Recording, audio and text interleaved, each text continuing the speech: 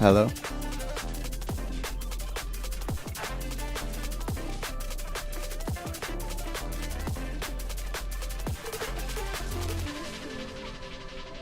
Good evening. I mean, good morning. What time is it? 11 a.m. Good morning. Good morning. Hey, Josh, what's up? What up, Gabe? Hey, Aviation. What's up, Branston? EU-friendly stream, I can't make it. Sorry. I try to get started earlier on the weekends when I can, you know? It's 11 a.m. here. That's early for me. Hey, Nico. Oh, I know what I need to do is, should just put a little thing on the screen that shows where we're at all the time. Anyway, I'm at CYKA. Put it in the chat. CYKA.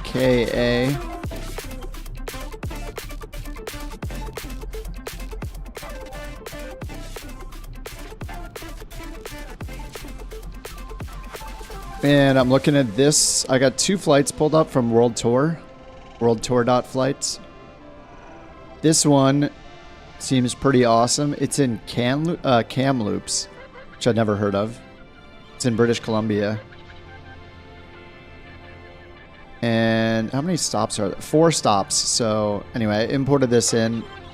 I put the link to this as flight number 1 in the video description. Yeah, Josh. Kodiak's in the marketplace. So is the amphibious variant. And so are 2 different livery packs, both of which I just bought, just in case you guys have them.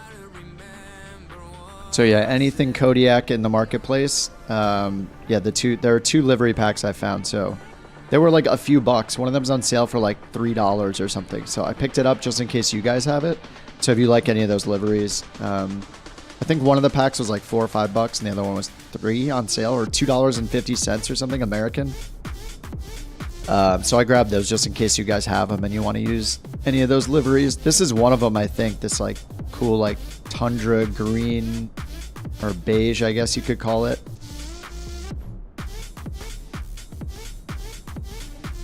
And I pulled out the Xbox controller to potentially learn how to use the drone camera in it. I pretty much use the keyboard, but it's not smooth enough, so at least with the Xbox controller it can look more cinematic and stuff. So yeah, I'm at CYKA Charlie Yankee Kilo Alpha. Working on my drone skills.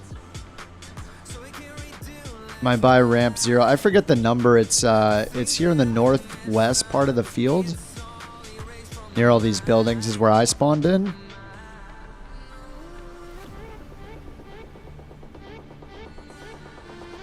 Yeah, this area looks pretty awesome.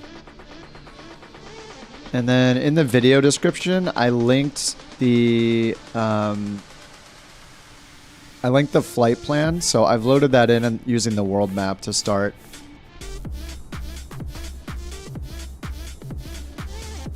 And the flight plan, I'll show you which points there are actual airports for, but sometimes with these flight plans, they use latitude, longitude. They're like usually pretty custom. So I'll take a look at that and see what we got. I loaded it in using the file they gave me, and these files are always broken, it seems like. At least for me, like all these waypoints go to the North Pole. So I have to go in and delete a bunch of these waypoints. Yeah, like this one's 2,300 miles. There's something with the format of these files that just does not work anymore, I guess. So I guess we'll only have the airport codes to go off of. Wow, like this one's like breaking the UI. What the heck?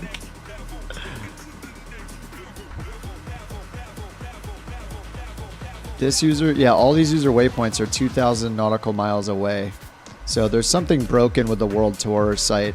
Yeah, it worked for you. I don't understand how it always works for you guys. I'm not doing anything crazy, right? I'm just importing it from the world map, and this is what happens.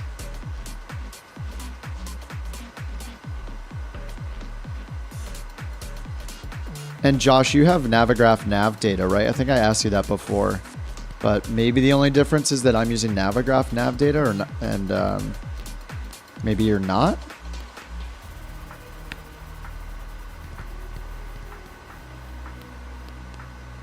Yeah, all these user waypoints, I mean, there's so many of them, and it just doesn't work for me.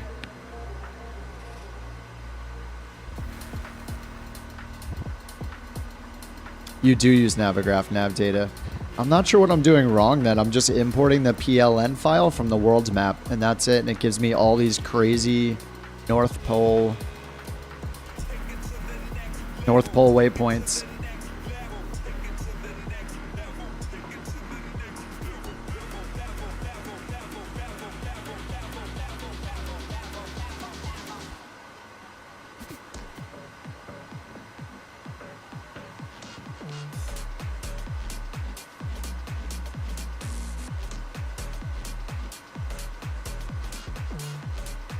I'm looking at some threads right now, and it says that there were bugs back in like February.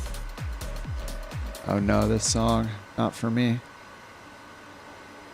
There were some bugs back in February, I guess, for adding flight plans. Solution. Something was fixed. This is such a pain. I want to do these, but I want to do these properly, the way that they were intended to be done by whoever created the flight plan. But when it doesn't import it properly, it's just like, it's such a pain in the butt. Do I connect what to the flight sim aviation? Live players? No. In multiplayer, generally it's best to use all players because people like to change their weather, and especially people like to change their time of day. So that way, regardless of people's weather settings and time of day settings, you'll see them if you turn it to all players.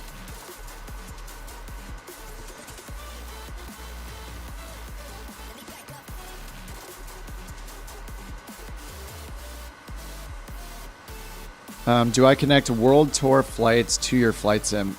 It's not really a connection per se, but you can import the flight plan. So over here, on the World Tour site, if you scroll down and look for this download button right here, this blue download button, this will download a PLN file, like a flight plan file. So you can save that somewhere on your computer, like your desktop or something. I think also it integrates with Xbox Cloud. Like if you have a way to download this file and put it in your Xbox Cloud storage or something, I guess you can load it from there on an Xbox. But then on the world map in Microsoft Flight Sim, you go to the very bottom and there's a menu under More. You can hit like More and then Load, and you pick that file, and theoretically it would import it. But for me, it's doing this weird thing where it's importing all these waypoints that go all the way up to the North Pole. As you can see these giant lines here. And I guess that's not happening for everyone, but yeah, see, every single user waypoint goes to the North Pole. So I have no idea why it's doing this. Do I only fly GA aircraft? For the most part, I mean, I'll fly airliners every now and then, but yeah, pretty much I fly GA. Kind of the fastest I'll get in is like a small jet. Like I'll fly the Citation sometimes. I don't know if you consider that GA. I guess it depends your definition of GA.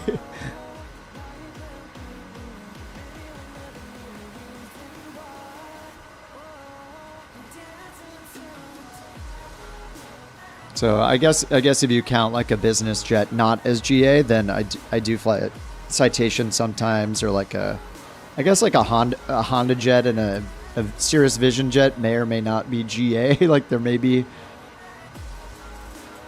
some flights with them. I mean, I guess technically couldn't anything be non-GA, like in any plane? Like any kind of commercial scheduled flight, even if it's in like a caravan in the backcountry somewhere, like would that be considered GA? Anyway, I fly a lot of small planes. What's up, Mike? You love the Kodiak, looking forward, flown it quite a bit. Yeah, I flew it a bit back when it came out and then stopped. Then I think the analog caravan stole my attention for a while. I think I'm going to try to import this one more time. I don't think anything different is going to happen. No, I'm on all players aviation, not live. If you choose live players, you're only... Oh, I just got an error. Okay. I'll just restart this sim real quick. It apparently doesn't like me again. Yeah, put it on all players, Aviation Expert, because that'll make sure you see everybody regardless of their time of day settings and their weather settings. If you do it on live players, you only see other people that also put it on live players. All right, I'm just restarting the sim.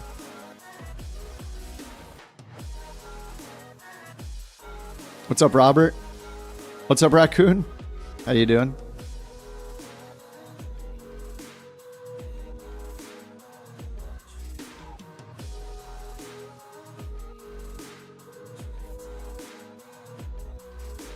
My sim should be restarting here. Let's try it again.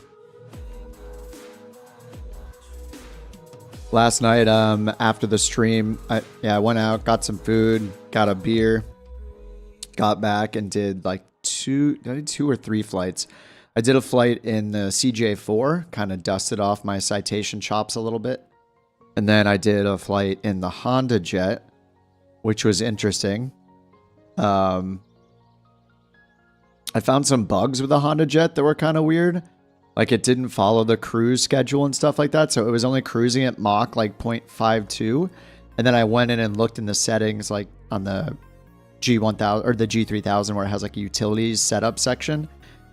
And under VNav cruise, I went in there and looked at it and it said like Mach 0.72. So it wasn't following the schedule, but then I clicked the schedule again and hit OK, and then suddenly it kicked in and followed the schedule. So I don't know. Seems like maybe there were some bugs with it, but it was interesting. It took me forever to realize why my throttle wasn't working, that you have to like click the throttles up and off the cutoff detent that's on the throttle itself. So that took me a few minutes to figure out. I was like, why is my throttle not working? That thing climbs insanely fast though. And it also was like trying to pitch me up to like 80-degree pitch up when I took off. I don't know. I have some learning to do. It was all right. I think I like the CJ4 maybe better. I don't know. I like the Vision Jet still. Vision Jet's kind of fun.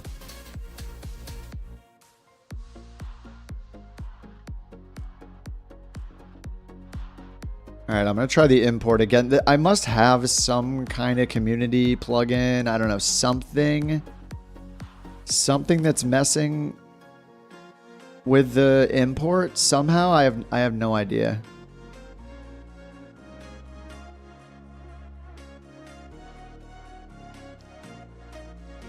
Am I excited for Flight Sim 2024? Yes.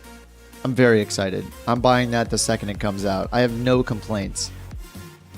I don't care that they're making another sim, like, or they're calling it another sim. I'm sure they have good reasons. I'm sure they said it was like, they said it was being architected like from the ground up again, like lots of big architectural changes, the foundation of the sim code. So yeah, sounds good to me.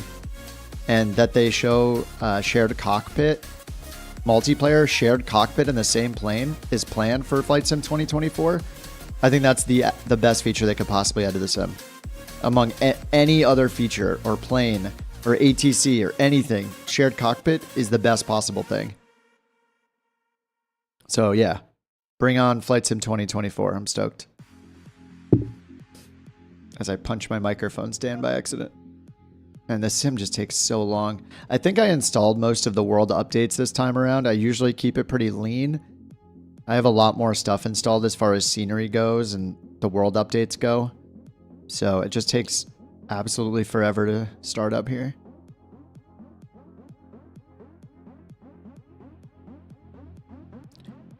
Hey,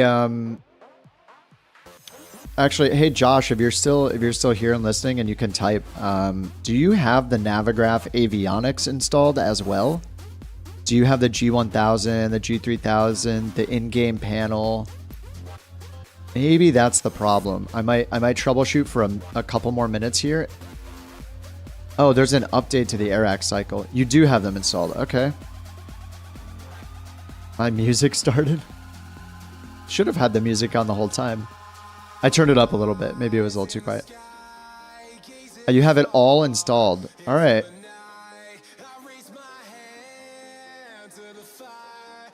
Yeah, that's so weird. I'm not sure what else could be messing with it.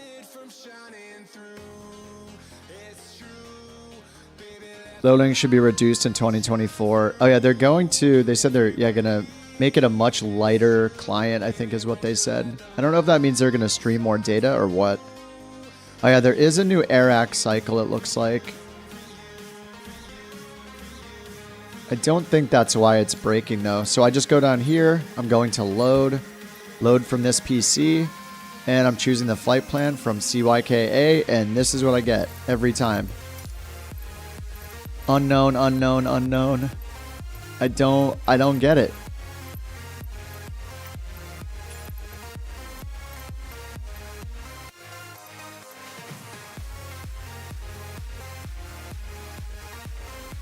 You sprained your leg. Oh no, you sprained your leg so you can't use your rudder pedals? Well, you can go into the options in the sim and turn on auto rudder assist. I'm gonna update my AirAct and then see if that fixes it. Sorry guys, there's always a little troubleshooting when you do flight sim, I guess. We're part-time IT technicians, whether we are or are not.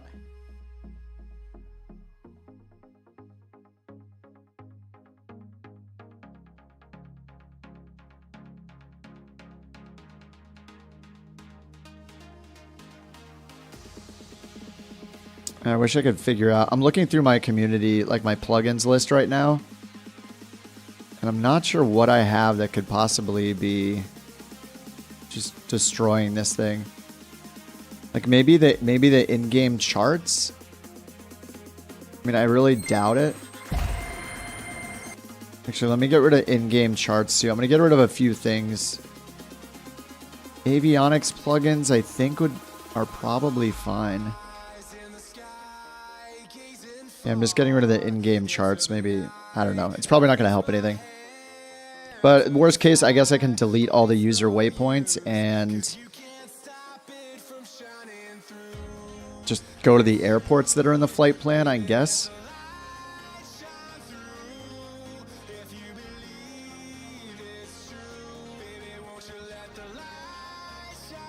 Somebody posted in May about this.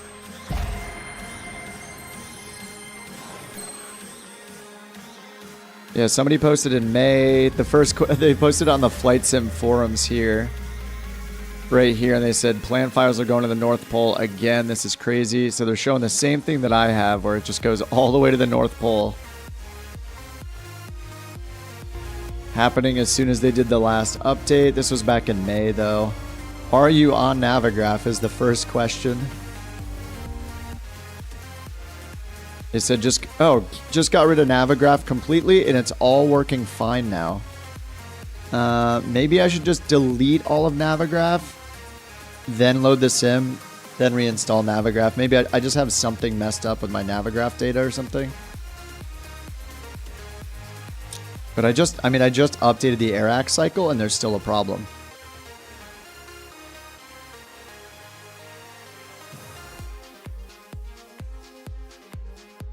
Just got rid of it completely, and now it's all working fine.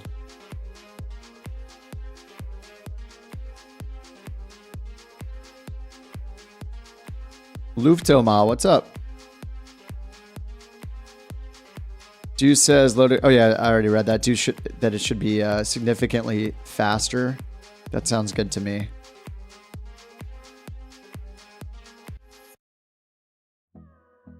Sorry, this is the loading flight sim stream so far. What are we at, like 20 minutes so far? Yep, 19 minutes of loading the flight sim. Quality entertainment and content, as always. There's a bug with Navigraph sometimes when old files don't get deleted. Oh, just delete them, delete the folders and reinstall it.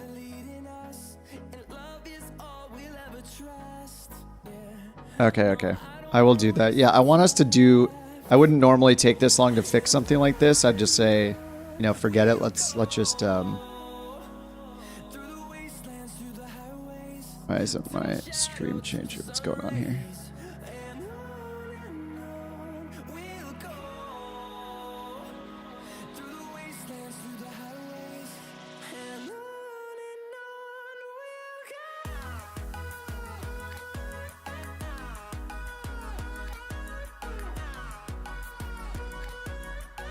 Now my streaming software is acting up. I can't change my scene. I don't know what's going on, guys. Everything's just exploding. It's because I connected the Xbox controller. I know that's why. All right, I'm gonna delete all of my Navigraph stuff. And actually, there are no folders at all for Navigraph. And I'm gonna skip installing the in-game panel.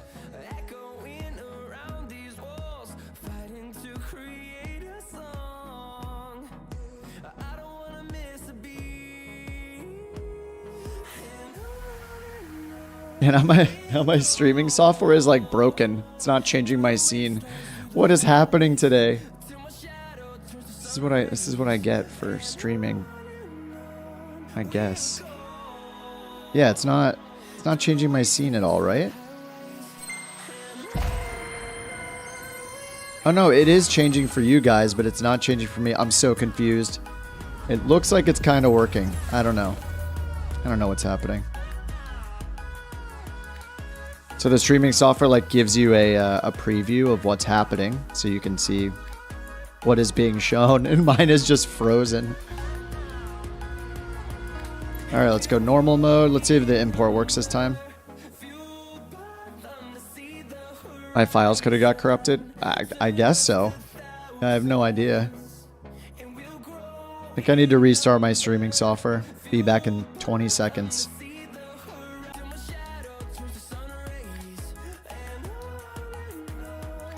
All right, I'm back. Just restarted the streaming software, so hopefully it's working for me now. You'd love to bring the Kodiak out again, but you're watching Formula 1. Nice. There's also a big VATSIM event, or there's a JFK. Is it JFK in Boston? I think are going to be online. They just got online 20 minutes ago, so there's like a big VATSIM thing going on. Kind of always.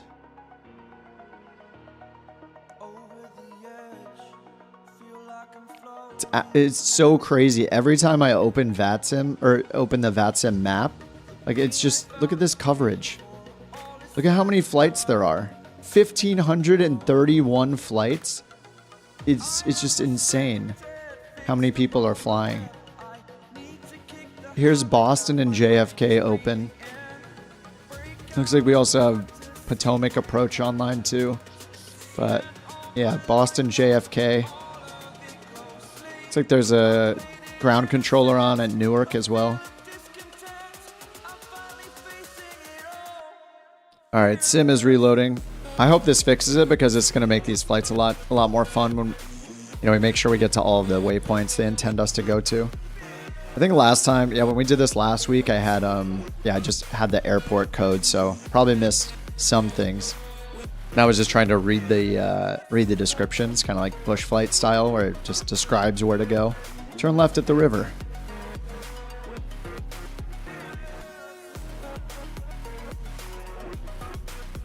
Top 3 wishes for Flight Sim 2024. Shared cockpit. Well, it says it's planned.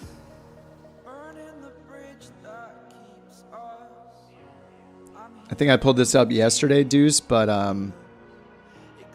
yeah, in the latest development blog on this guy, if you scroll down and look at the wish list, I've kept my eye on this one forever, but if you go to wish list, lifetime, this image right here, number 7 in this list says shared cockpit / multiplayer, and it used to just say planned, but now it says planned Microsoft Flight Sim 2024. Now, to be fair, it said planned kind of the whole time we had Microsoft Flight Sim 2020, and it still hasn't happened. So I don't know if that just means the same thing, like, yeah, we'll get around to it, or it actually means like they're doing it. Until we see it say something like Sim up, Flight Sim 2024 Sim Update 3 or whatever, who knows if it's actually going to happen. It's still broken. Dude, this is crazy. Why does this happen? I can't. It doesn't work. I deleted Navigraph. I deleted everything from my community folder and then reinstalled it. So now I have nav data, nav database, and then the two plugins, the G1000 and the G3000 plugin as well.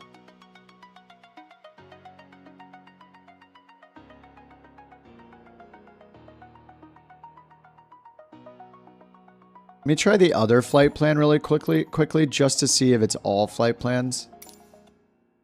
Yeah, it is. It's all flight plans, it looks like. North Pole Adventure. Yeah, do we have enough time acceleration to get up there in a reasonable time? We need like times 256. Oh my, this is so annoying. I want to do this, but it's so buggy. Is there something I'm missing with uninstalling Navigraph? I deleted everything. Maybe it's because I didn't empty my recycling bin.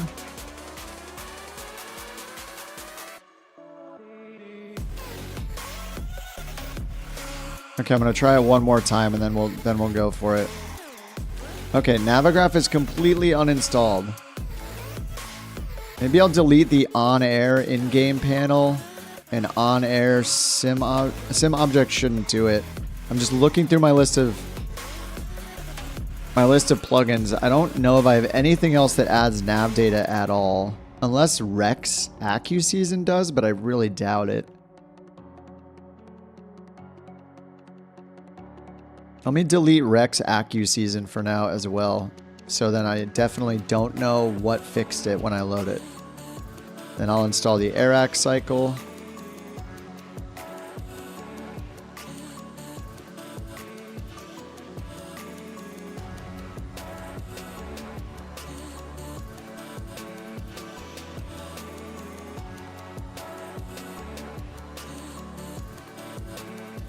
Okay, updating the CRJ and the PMDG 737.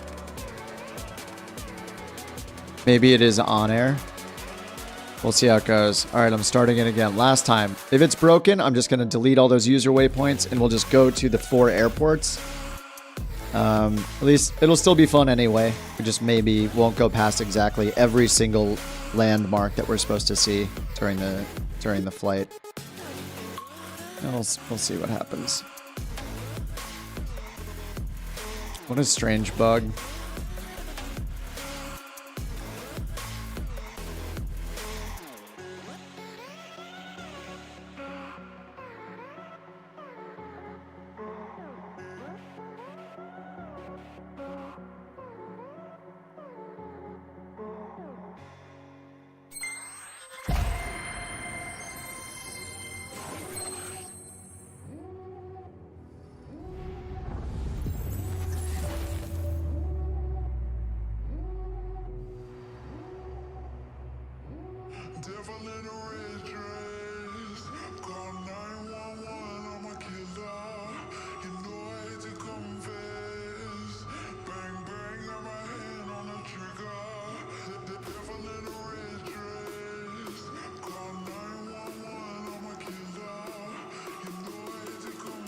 All right, so the first one I picked, I put both the links in the down in the video description. First one is Kamloops, British Columbia, and then the second one is fittingly Kodiak Island in Alaska. These both have a lot of downloads on the site, and they're both good for the Kodiak or the Grand Caravan, or I guess even like maybe the DA62. I'm not sure if there are any like landings we're gonna do on like little tiny strips or not. So the DA62 isn't great for that stuff, but anyway, the Grand Caravan is gonna be great. Grand Caravan, the Kodiak. I guess even like, yeah, I guess you could use something like the Baron maybe.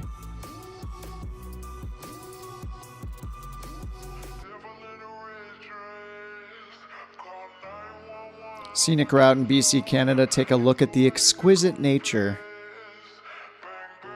And then there are some screenshots this person took. Oh, just 2 screenshots. And it looks like they get as high as 10,500 feet.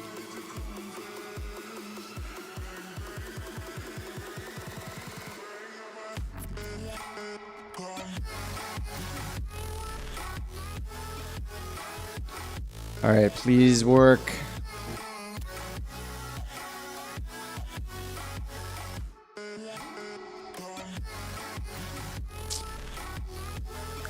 I also wonder if I had to like delete everything, start the sim, then close the sim, then install everything, then restart the sim. You know, like start the sim without Navigraph installed.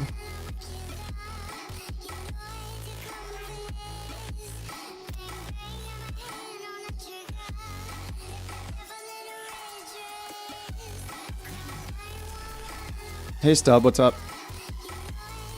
Just doing a little troubleshooting here because my flight plans won't import correctly. Please work. Oh my god, why? I hate it. This is so annoying. How is this possibly a bug?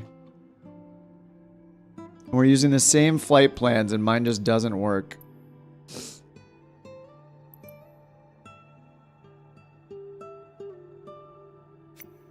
I have to fix this. Navigraph nav data, delete, and restart the sim. I'm gonna restart the sim 2 more times. Promise. I'm deleting all of it and then starting the sim.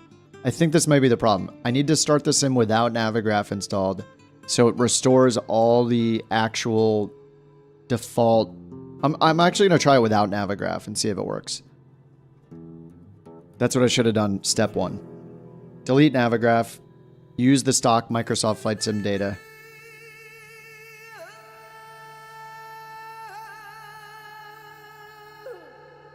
$62 hours? What's 62 hours? Oh, the flight. Oh, the flight. Yeah.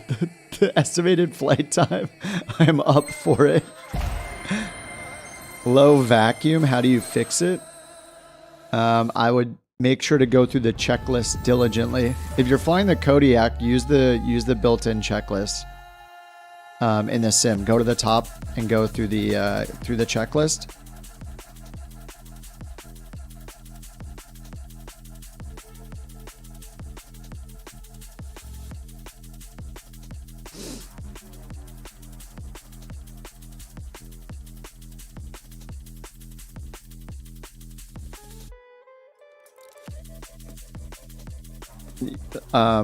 Aviation, if you go through the checklist, it would probably help. There's probably something you didn't do when you were starting up the engine. You could also try to do the quick start. If you're on PC, you can hit Control E for like engine quick start, and that'll usually get the engine going in pretty much every plane. It won't necessarily do every single checklist item, but generally that'll at least have the engines running for you.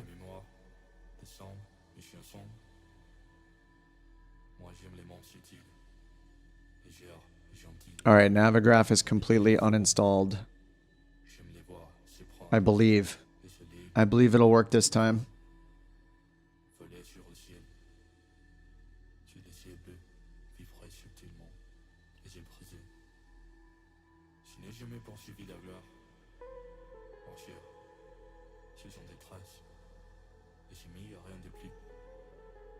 PC life. I mean, that's true. This is one downside, I guess. We do get a lot of benefits, but since it's such a sandbox, you know, we can totally mess the whole sim up by installing the wrong things.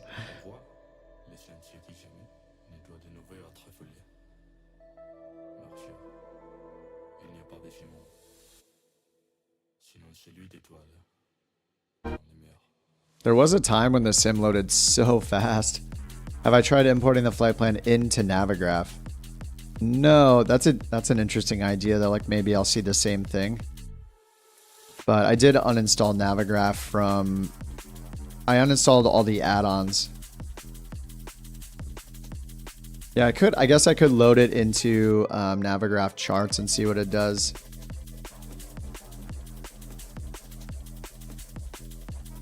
Oh yeah, okay. Yeah, I loaded it into Navigraph charts. Actually, that's a decent idea. I could use Navigraph charts to do it if it doesn't work here. I could just go by Navigraph charts and follow it. All right, load from this PC. Come on. Yes! Okay, it is Navigraph messing with it. This is what we want. Heck yeah. It feels good. All right, let me load in on the ramp. Finally. I'm really sorry about that, guys. What a pain in the butt. Look at all you dudes waiting here. Look, it doesn't even have a parking spot available. Actually, it just doesn't show the dots at all. I think are those like ramps? Which ramps are those? Maybe the first ones? Yeah, there we go. Looks like somebody is there.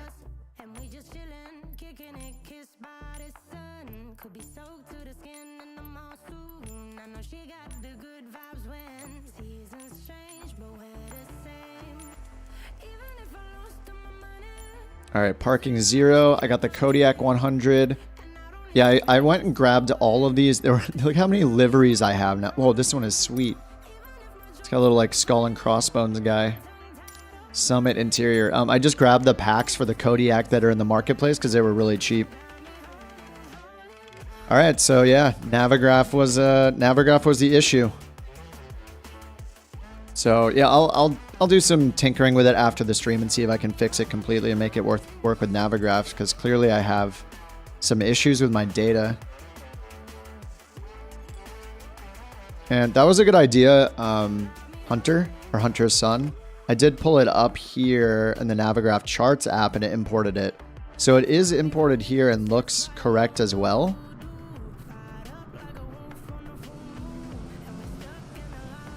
So yeah, apparently there's just something maybe corrupt with my... Oh no, I went on the runway. Oh no. Alright, well that's actually a good thing that I went on the runway so I can save us all some time.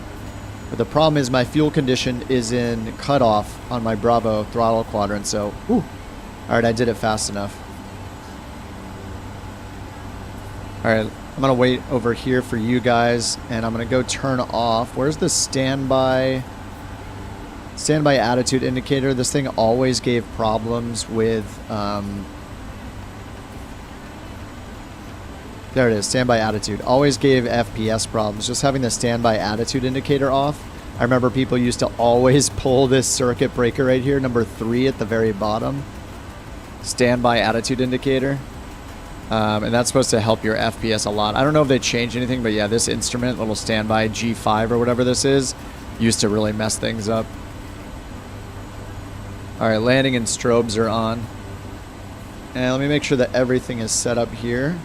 This is also the non-Navigraph waypoints here. Dude, this looks cool. The user waypoints are in orange. I haven't even seen this before.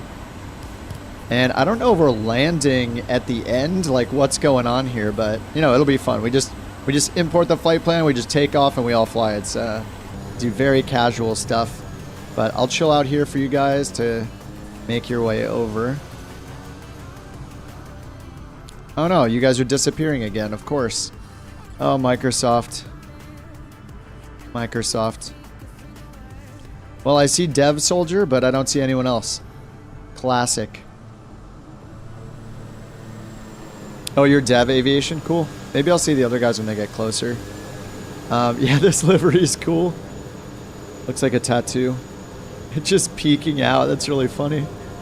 But yeah, I just grabbed the livery packs. I didn't like do any research on them or anything. I just grabbed the ones I saw on the marketplace because there are so many in the packs. One of them has like 30 liveries or something like that. So I just grabbed the 2 of those. So if you guys fly the Kodiak a lot and you grab them, then you will show up correctly to everybody on the stream, to the masses, the 285 people, or 2,000, sorry, 2,885 people that are tuned in today. Yeah, these multiplayer issues are such a pain in the butt. You can't rudder. It should do auto rudder for you. So yeah, just when you're on the ground, you can use your ailerons left and right to steer on the ground aviation. I'm also gonna take off and see if I see anybody. What's our rotation in this? Like 70, 60. I'm going to take off and then I'll circle around a little bit until,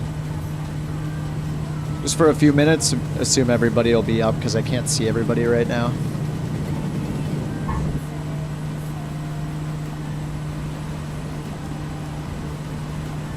I just see Hunterson and Aviation Expert so far.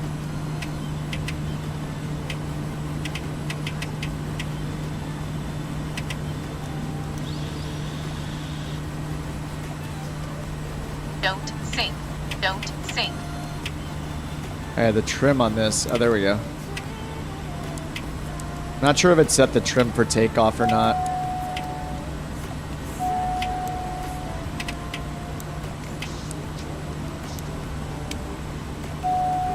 Engine inlet is normal, it says. And it's beeping at me because my throttle is too high.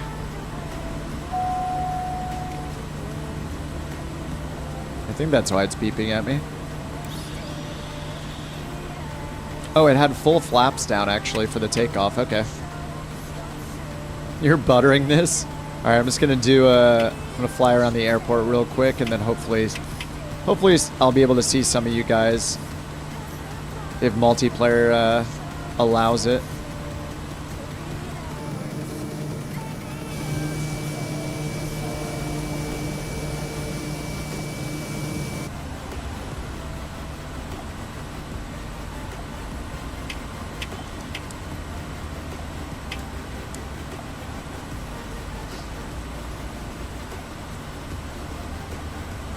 Yeah, I'll just do a touch and go real quick.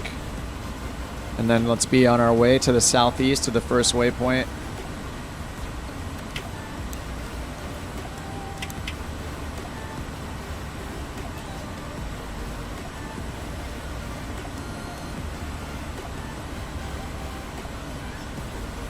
How do you see others' name tags?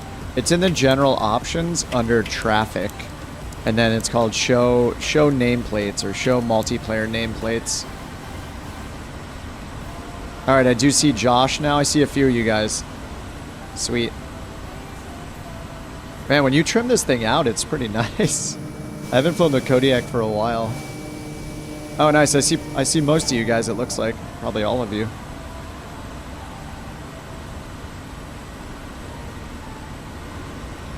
Alright, I'm just going to overfly the airport again because it looks like everybody's up for the most part. Kodiak 100 is one of the best aircraft in Microsoft Flight Simulator.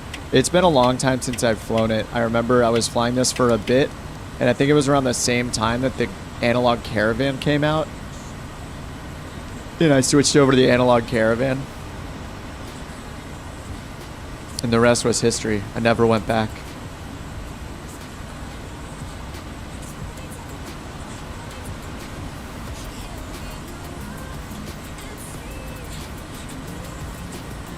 I also picked up the amphibious version of this because it's like $11.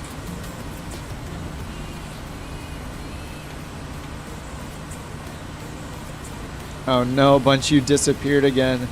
This is the absolute worst the multiplayer has ever been in this sim. It's crazy. And after a major sim update where they fixed so many bugs, and now it's just... I mean, I see two of you. Don't try to open the little window.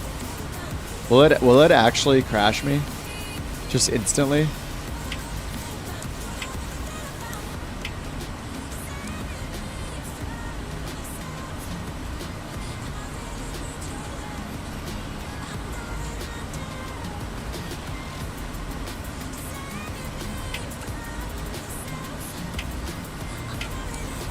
Alright, let's get going to our first waypoint here. I don't see half of you because Microsoft, so I'm just going to make my right-hand turn and go to this first waypoint. First waypoint is, it looks like an airport. It is, yeah, CYKS. Let me see if I can pull up the... actually, this one does not have much of an explanation as far as the flight plan and like the scenery and stuff. It literally only says, take the scenic route in British Columbia, Canada, and look at the exquisite nature.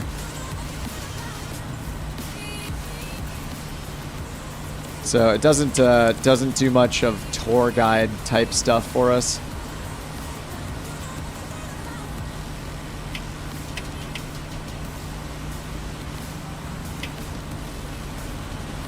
I'm hoping to see a bunch of unique like little buildings and stuff added by We Love VFR because I have that installed. Whenever we're low like this, I always like keep my eyes out for those like little you know, like water towers, and I have the power lines one as well, so all those little details are awesome.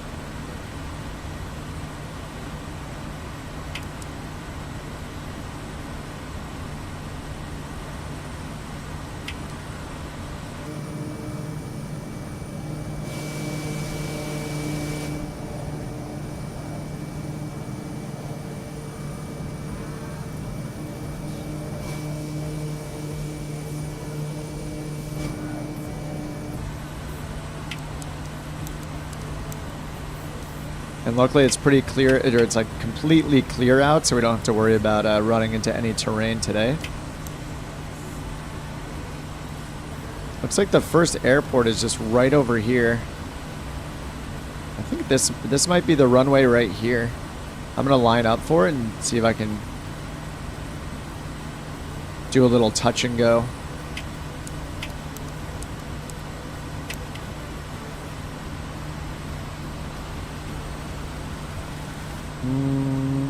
Maybe that's a runway. There could be a little grass strip here too. Maybe it's a little further. No, it says 2.9 miles. Oh yeah, is that it right there? I'm not lined up at all, so 500.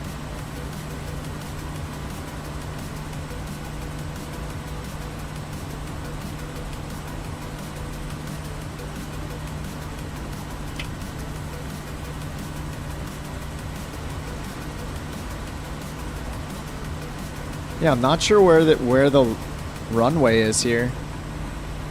Oh, it's still in front of me a little bit. Okay, it's over this hill.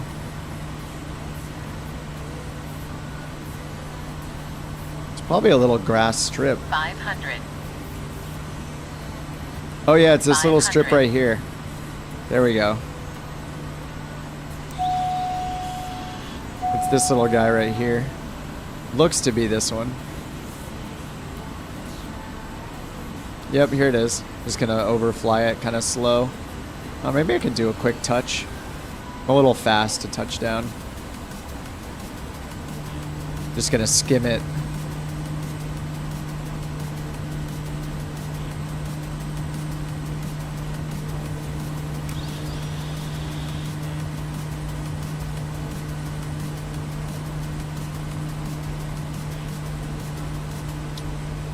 No, Kevo, I haven't read up on the FPS tanks. Has anyone been posting about it? You said you had it happen not with the GTN 750, right? So, yeah, my initial hunch was to blame the 750. Yeah, I'll do a quick 360 turn here, aviation. Oh, you did? So what, does anybody know what it is, or it's just a general problem? Did you get any more info? Yeah, I haven't looked up anything about it myself. But yeah, I had it with the 750. The weather radar. Yeah, I think last stream somebody, maybe it was you, mentioned the weather radar is a culprit.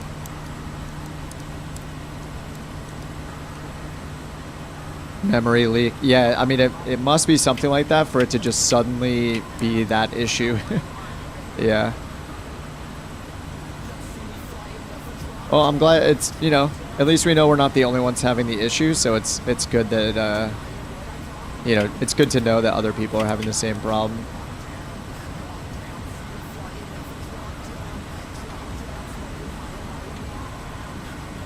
I'm gonna do some steep turns here.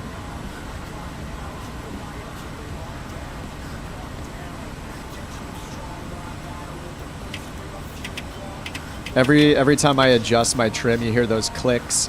Click, click, click, click, click. I think it's using like the it's using the electric pitch trim on the yoke probably, and it's making this clicking sound. So if you guys hear those sounds, that's every time I'm trimming using my wheel on the Bravo throttle quadrant. Click, click, click. You missed this plane? Dude, me too. This thing is wonderful. I love it. And it's really cool. There's the amphibious version. I was looking at the model. I was looking at, or the, in the marketplace, I was looking at the amphibious version, and it was like $12, something like that. So I picked it up because I know some of you guys were using it too. And back when we did that that thing in Norway, like was a week and a half ago, I was using the Beaver, and that thing was a lot slower. So I was a little jealous.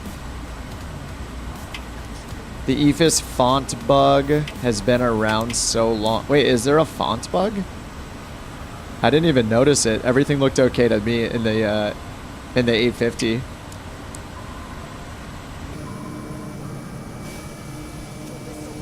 Oh man, the multiplayer server. Let me double check, make sure I'm on USA West. Okay, I am. USA West. I see 3 local players. I even have some of you guys as friends. Like, I have Josh in my friends list, and I still don't see him. Oh, wait, some people. Oh, bam, now I see everyone. What? That was so weird. Now I see all of you guys. Very weird.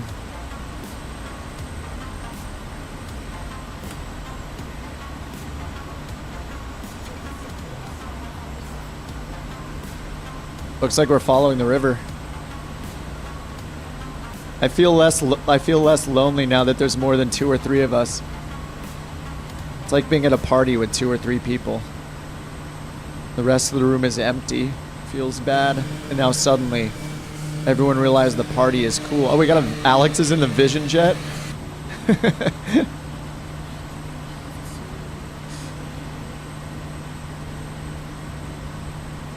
Alright, it looks like we're just following the river at this part. I'm going to zoom in on my G1000 a little bit.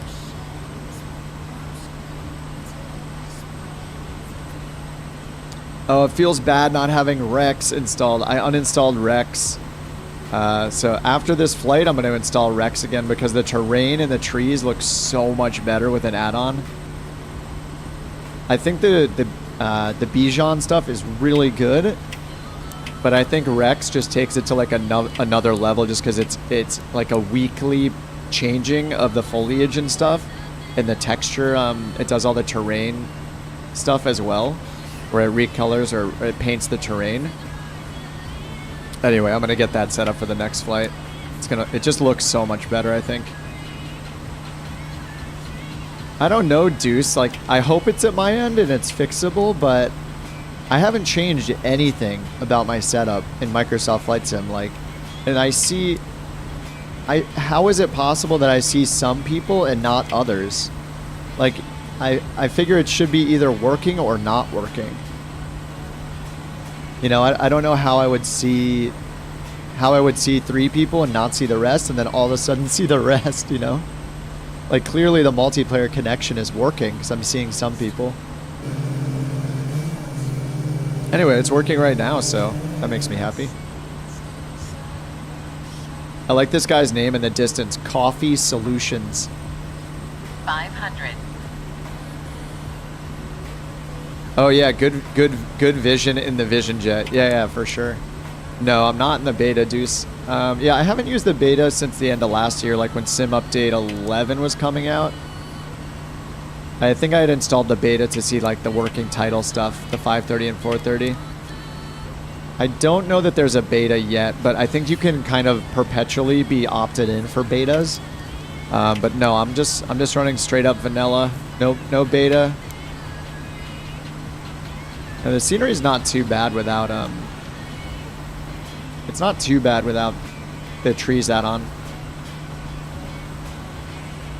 Let me turn up my terrain. I'm gonna go to my graphics and turn up my terrain a little bit. Terrain level of detail back to 150. See if I can get a little more terrain detail out of it.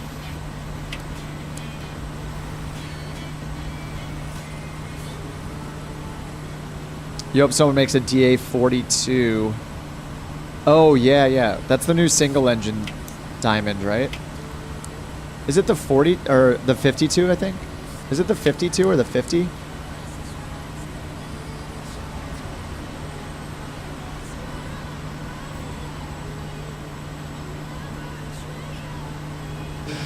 This is the kind of flight where I don't feel bad using third person. I should do it more often.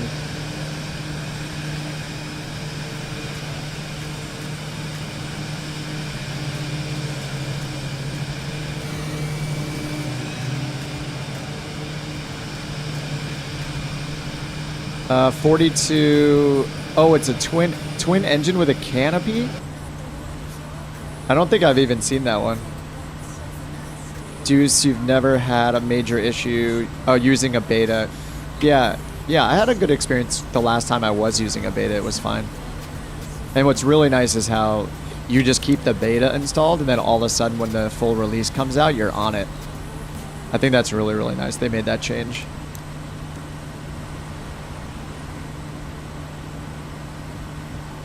All right, let's see our, what are these hotkeys here? Whoa.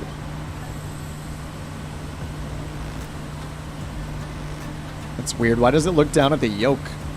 This is position 1. All right, that's weird. Position 1 should be the avionics. Oh, there we go. It's like 7. Okay, we're just on user waypoint still. Yeah, all still on user waypoint, so no airports in the near future. We'll see where it goes. What's up, Seth? We're in British Columbia in a place called, what is it? The Kamloops. But in the video description, I put a link to the 2 flights. We started at, I'd have to look it up. KYCK maybe? CYKA. 500. Yeah, CYKA is where we took off from. Oh my god, Gabe's playing with danger. Playing with danger. Dude, he was so low.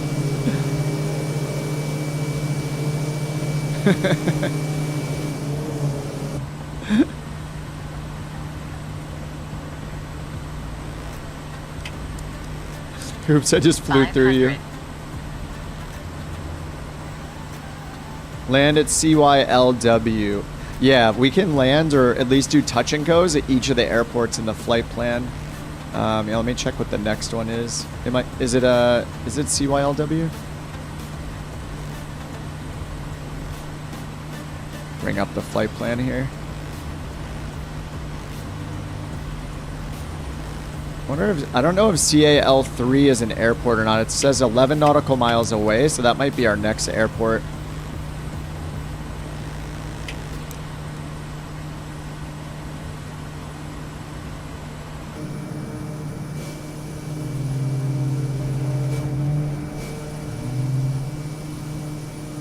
Yeah, we got a good group. There's like a dozen of us.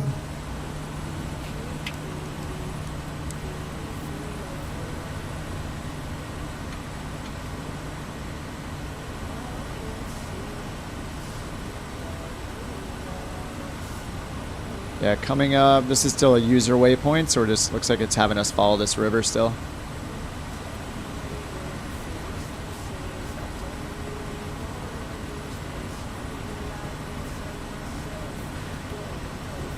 Yeah, CYLW, yeah, that's going to be an airport. I'm not sure if this one, Cal 3, is an airport or not. Let's see if I can page down to it while I'm flying. Yeah, Cal 3 is an airport. The runway is going to be facing us. Be fun to try to land there. I mean, some of these airports are, some of these are just little grass strips and stuff like that, so we'll just see when we get to it. But it looks like the runway is going to be really convenient for us to land at if we go directly to it.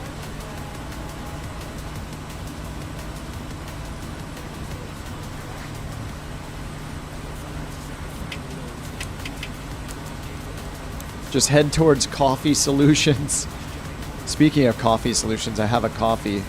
But the problem is that the coffee is on my left side, which is where my stick is located. So I have to quickly take my stick hand off and grab the coffee. And now grab the stick with my right hand and then enjoy the coffee. I guess that's one benefit of a yoke. I was thinking about, because of like, thinking about doing VATSIM again. Alright, so we're going to make this left turn and then, oh, I don't have my map centered.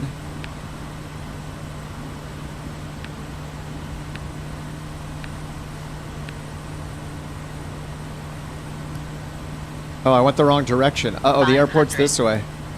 I missed it. The airport's to the left. Yeah, there's an airport over this way. I'm going to go check it out real quick. I can always catch up with you guys if you don't want to see it. The airport is to the east. Oh, where am I going? I'm going to the west. Oh, no. I'm disoriented. Cal 3. Okay, yeah. Sorry, the waypoint is still going to it. But Is that another? Oh yeah, there's another airstrip right there. Okay, yeah, you guys are going towards CBT 6. There's like 2 in a row. They're only 12 miles apart from each other, roughly. Or no, maybe even less than that. Where is this? So this waypoint is confusing me because it's not pointing directly to... 500. I don't think it's pointing directly to the airport. It's giving us like turn anticipation, isn't it? I don't know. It is... okay, yeah, it is. It is good. All right, there we go. Kind of over torquing this thing. Sorry, I was all turned around because I had turned on the waypoint highlight, and that means that my plane was not centered in the map anymore here. So I was like, and I couldn't tell where I was. But there is an airport over here, and it's supposed to be. Looks like it's almost an east to west runway. Okay, maybe a little less than east to west. It's probably like a 110 heading kind of runway.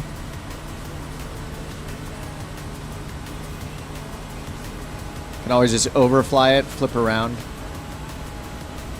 Hot Dog Farmer 420. You know, I was playing Destiny for a while, Destiny 2, with some friends of mine for like the last 6 months.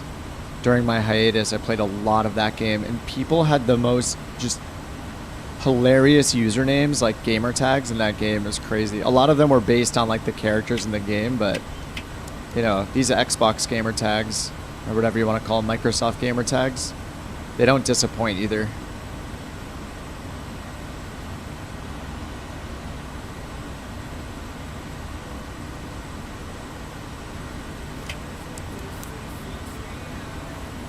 Is that the runway right there?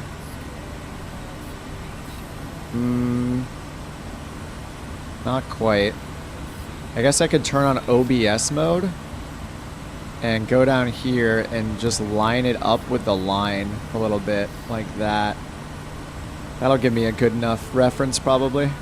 Just line it up visually with the little line that's through it.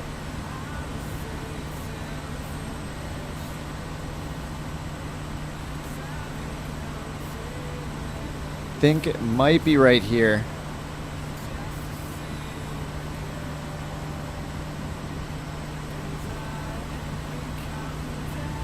Yeah, there it is. Nice. This is in this little... just like right at the mouth of the river.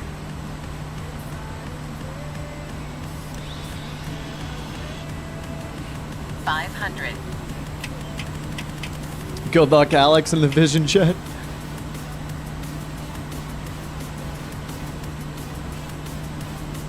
$500. Nice, it's paved. Let's go. Paved runway. 500.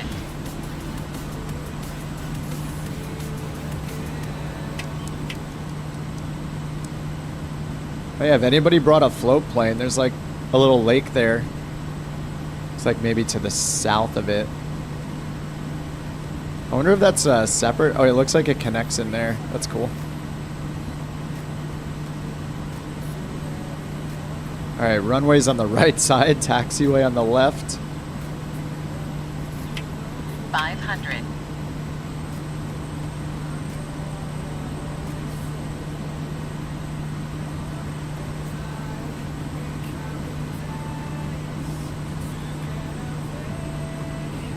Yeah, runway heading's roughly 100, I would say, or 0. Yeah, 100, I think.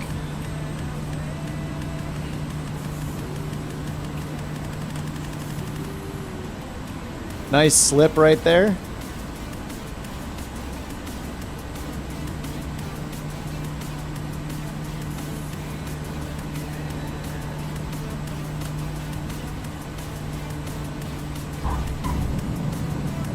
That was fun. Oh, the crosswind.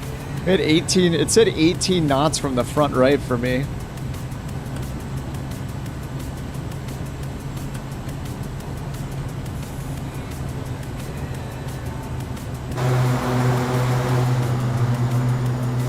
think I'm just gonna take off again. You guys want to just keep this going? You could even take off from the taxiway if you're already on it. Yeah, there's not really much to look at here. I think we just keep going.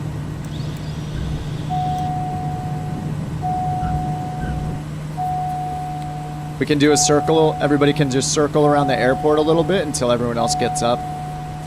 Oh, there is a little house over here. Alright, got my flaps coming up. Yeah, it didn't seem like exploring that airfield would be very exciting, so. Just gonna circle around the airport once, and then we can make our way to the next waypoint.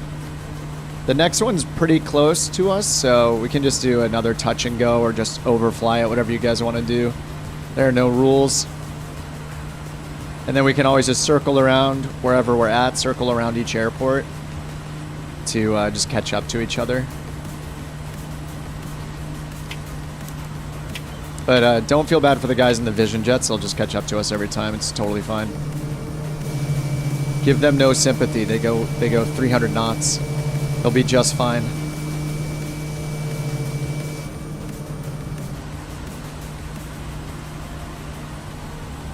Do any of you guys use like the Bijan trees or the AccuSeason stuff? I'm like very much missing it right now. It's not too bad.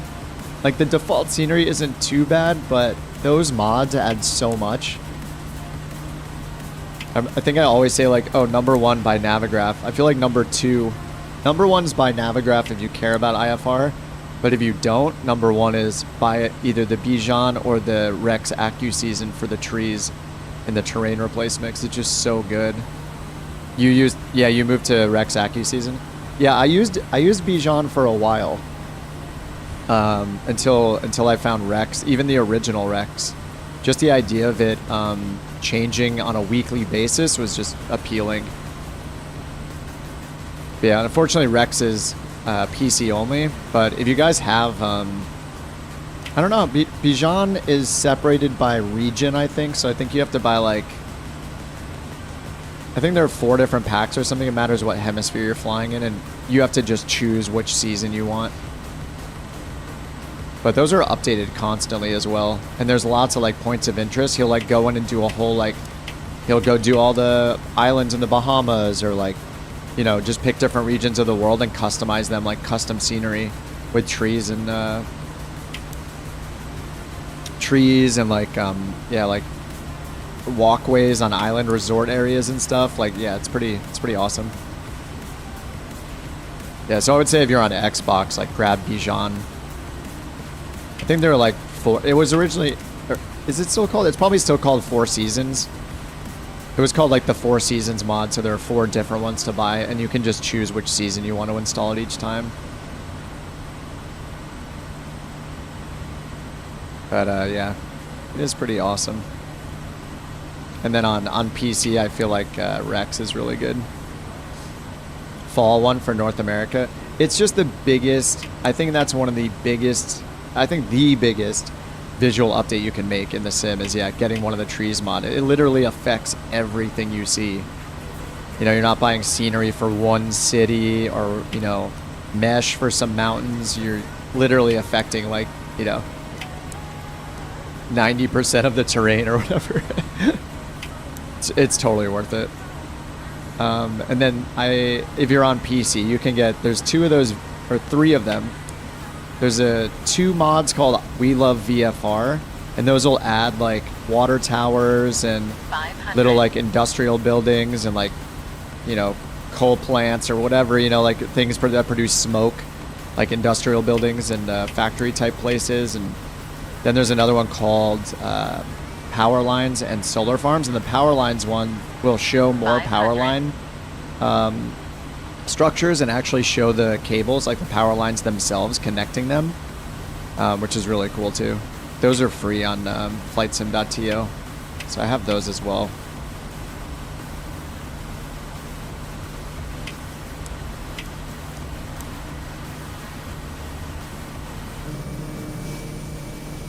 God, there's so many of us. Is this a riverbed down in here? 500. It looks, maybe it's just a road.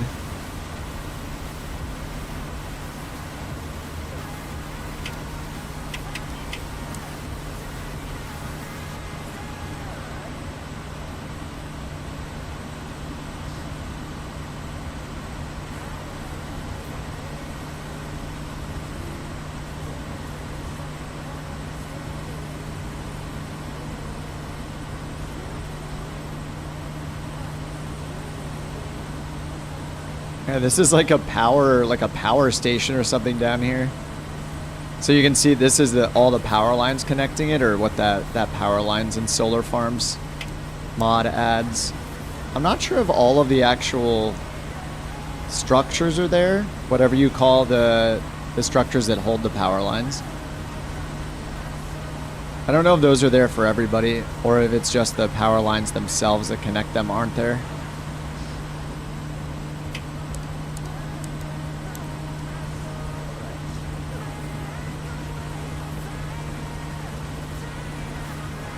Alright, CBT6 is next, and it looks like it's going to have like an almost west-facing runway.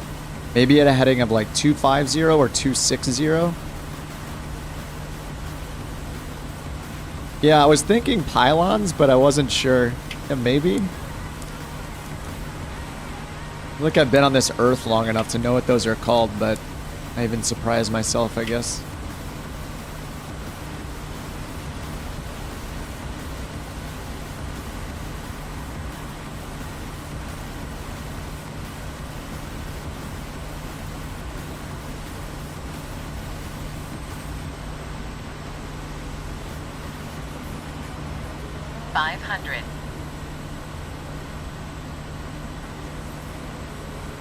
Where is this runway? Is it the grass strip? Or is it... Oh yeah, I see it. It's right next to the road. I think it's that little dirt strip on the right side of the road, maybe? Whoops, didn't mean to put that up.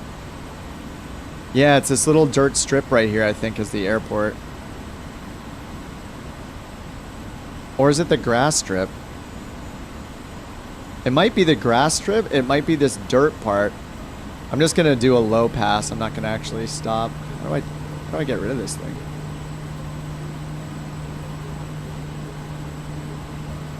Getting distracted by my visor. I don't know. Is it? It might be the grass strip. Oh, this looks pretty good. Oh yeah, there's a windsock right in the middle of the road. This is definitely it.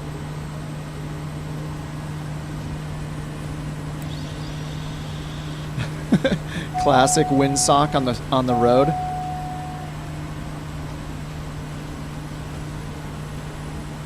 All right, let me see if I can get this thing put away. There we go. Got the visor put away.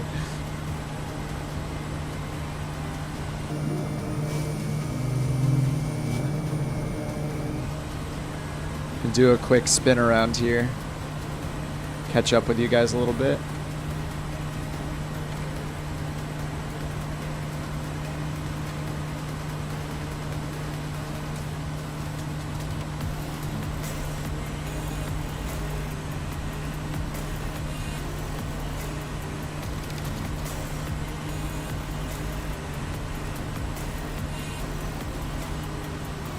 It's a minor traffic hazard. Yeah, what's more important, that the cars have, you know, a road, or that the planes have a windsock? I'm gonna go with a windsock.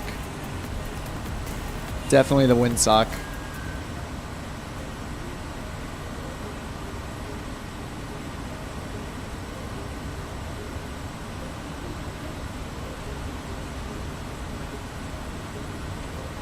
The steepest turns.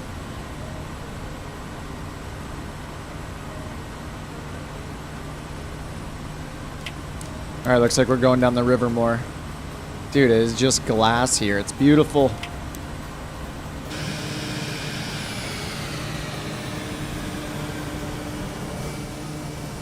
I just hear the Vision Jet power way down.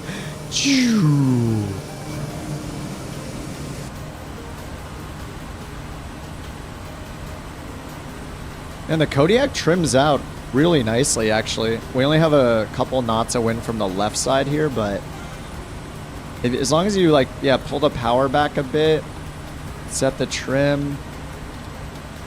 I'm like hands off right now. It's like very little adjustments. It's really nice.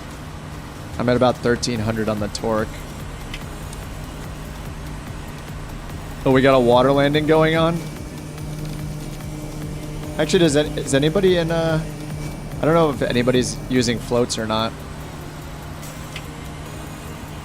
I'm going to do another 360 turn to the right down here at the end of this river so everyone else can catch up a little bit to where me and Gabe are at and where Josh is. We can just do a 360 at the end of this river and do it on the right to the right. Right turns 360. What's up, Kyle? Good to see you find the Kodiak. Yeah, the Kodiak was my first experience with like a really well-made GA plane, I think. I was flying the regular Grand Caravan for a while. Kodiak has auto trim. Does it? It has a yaw damper function, I believe. I'm not sure. Actually, the yaw damper is... I think the yaw damper is able to be used. I had it off, but I think you can turn it on without autopilot.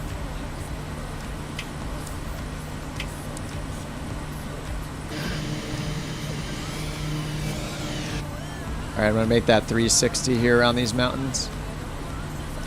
Yeah, there is... You can turn on the yaw damper, and I'm pretty sure it's active independently of the autopilot.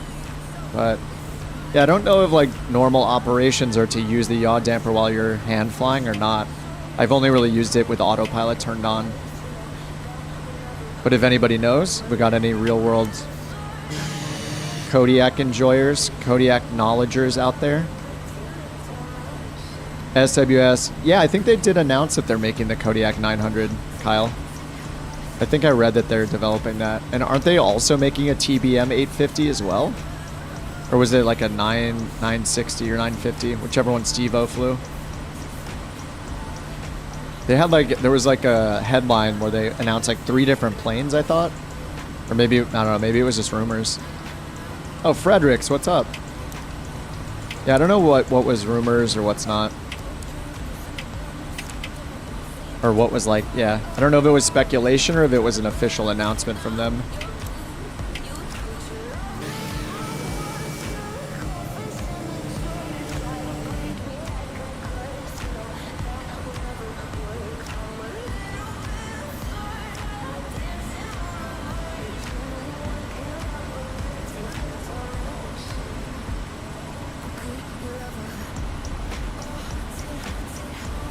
Hey, we have another airport here, huh? Looks like you guys have already done a touch and go or maybe a full stop.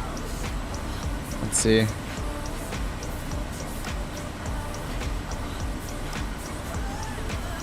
Yeah, we could regroup here. How many people are behind? Fredericks, Endgame. We're all pretty much near each other. I think we can do a touch and go, but you guys that landed already could take off again. If any of you guys landed down here. We got a paved runway again.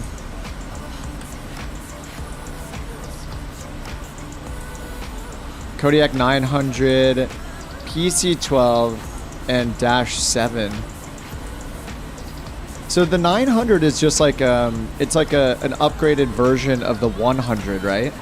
It's still single engine, but it has like more performance, like maybe a slightly higher ceiling. You think they did announce a 900? It's been a while. Got it. Yeah, well, I'm not familiar, or I wasn't. I just looked up the 900 very briefly, and from what I was reading, I think it's just kind of an upgraded. It's an upgraded Kodiak 100. Increased gross weight, right? It's just kind of, but it's still single engine, roughly the same size, like airframe and.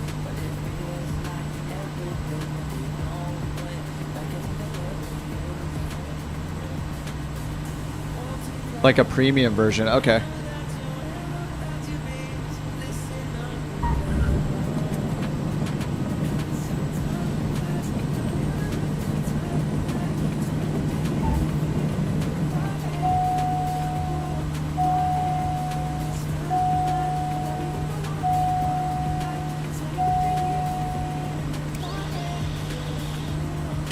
Three feet longer, okay, yeah. Oh no, you guys most of you guys disappeared for me again. See, this is why I don't think it's my issue with the multiplayer, is why would the multiplayer only make some people disappear? I think that, and now you guys are back. Like, I don't know. It's also slated for fixes with Sim Update 14. It says multiplayer planes disappearing in the official list, so yeah, I don't think it's a me problem. If it was, I would love to fix it, but I don't think it is. You like that the 900 has autopilot controls on top? Oh, like the Caravan, yeah. Yeah, because here with the G1000, you have to use it on the sides. So does that mean it has a G1000? Just the G1000 variant without the... Oh, wait, actually, this one's below, isn't it? Oh, yeah, it's down here. So it just moves this up to the top of the panel. That's nice, yeah. What's up, Steve?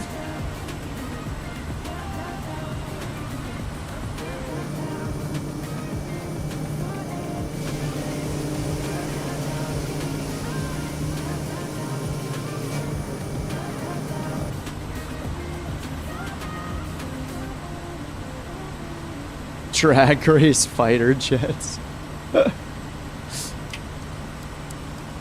Not really in the plans, but if you guys want to do that at the end, if other people are interested, that's totally cool. You have to see that the runways are good for it too.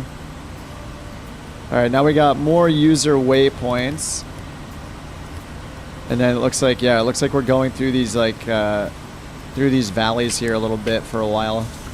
I'm gonna just kind of follow this road. It looks like just following these user waypoints. Probably not an issue in real life, but at least in the sim, it's usually out of view at the bottom and annoying. Yeah, yeah, it is really nice when it's right up here in the center. That's the reason I really like the 850 is really nice with the enunciation panel right in front of you, instead of like looking down here at the CAS alerts on the G1000. Having a whole dedicated panel on the 850 for all of the warnings and stuff, it's really nice.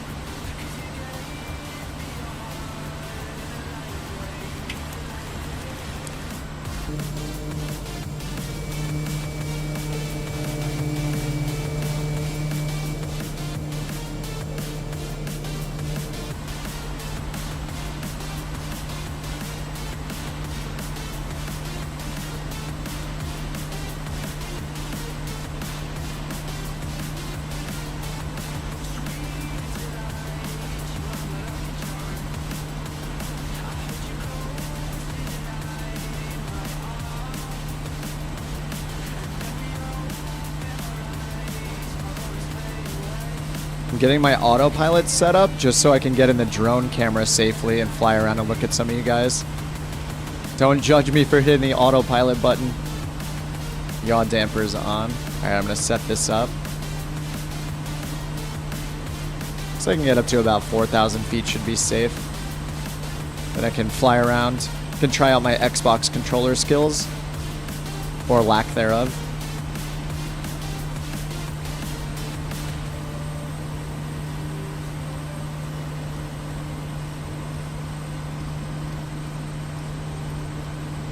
And then hope my... Oh no, new device detected. Oh, there we go. New device? I turned this thing on like 5 times.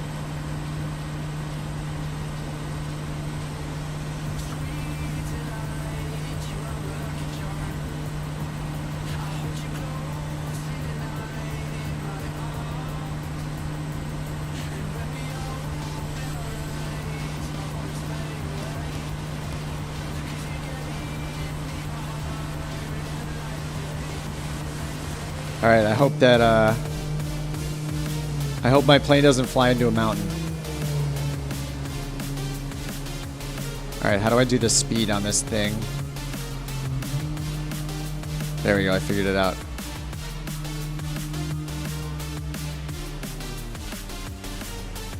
I think there's a way to...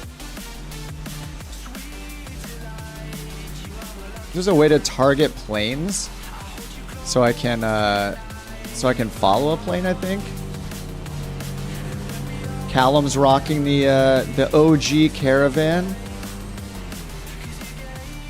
I'm so worried my plane's just gonna fly into a mountain. Alright, I'm good, I'm good.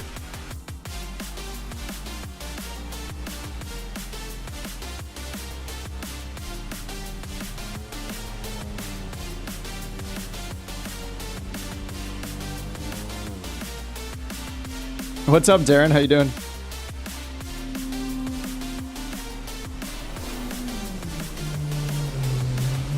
Frederick's in the green tail Kodiak. Oh, is that like a, oh, that's like the skydiving variant? Wait, what? I didn't even know that existed.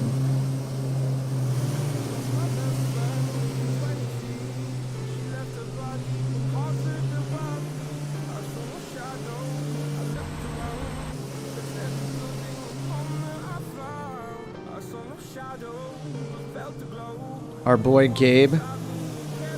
Lime green boy. Yeah, I didn't realize there was like a skydiving variant for the Kodiak. That's really cool. I'm in the Kodiak today, Darren.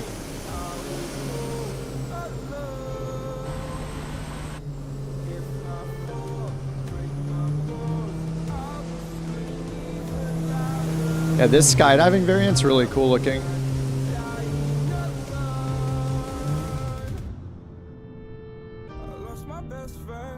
Let me make sure I'm going good. All right, looks good.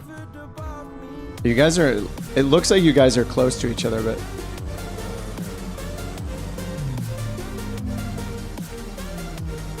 Hunter's son. Also in a Kodiak. There's so many, I love how many liveries there are for this thing. It's just awesome. You just don't see a bunch of exact, like all replica Kodiaks. Man, I'm so not good with a controller. I guess also because I'm flying, it's like a little harder. Quite the posse.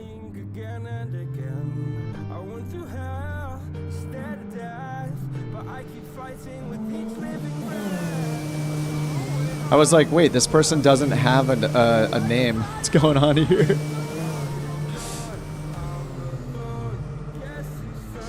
Drake, what are you in?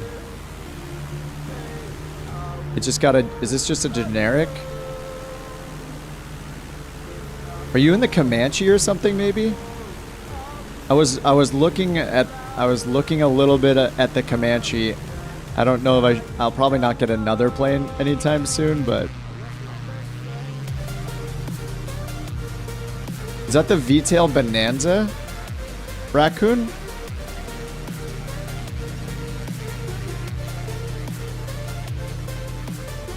I need like the plane type shown because I'll probably guess wrong almost every time. Oh, it is the V-tail. Okay, yeah, I have the V-tail Bonanza. Can't tell if this is an analog or a regular Caravan. It kind of looks like one of the analog Caravan liveries though, because it just comes in like 3 colors.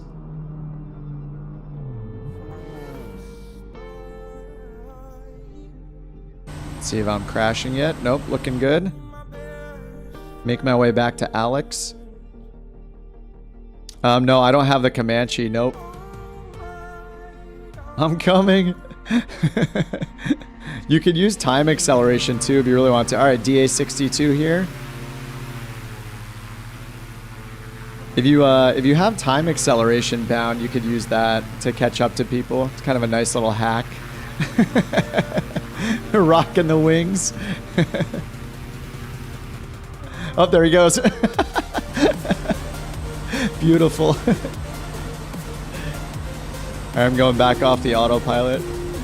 It's gonna take some getting used to using the Xbox controller. I don't know. I got decent using the keyboard for my drone flying. It's not as smooth as the controller, of course, but it's what I know, you know. Yeah, I've heard that the Comanche is like, seems to be like consensus that the Comanche is one of the most realistic planes you can buy in the sim.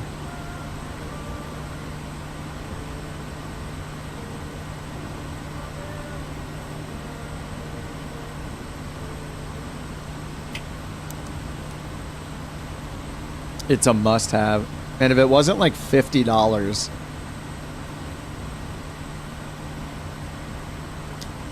Right trigger and Y. Yeah, you hold Y, right? And then use the triggers. Yeah, I have to learn all those shortcuts. And then there's like, Yeah, X plus A to reset. Yep, yep. I was practicing a little bit before I started the stream, but I wouldn't say I have it memorized just yet. Yeah, I'll try to get better at it so I can make you guys look cooler, make it look more cinematic.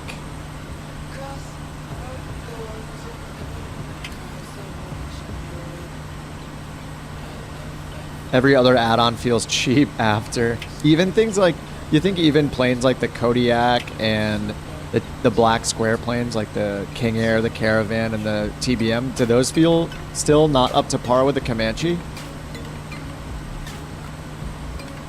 Oh yeah, tapping the both of the bumpers, yeah.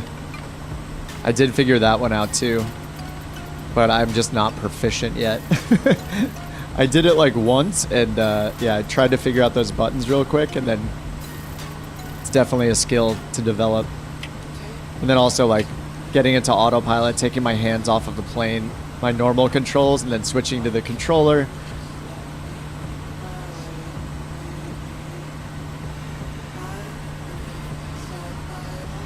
I think I hit one. I think I held like X and hit one of the triggers, and it like snapped to one of the planes, I think.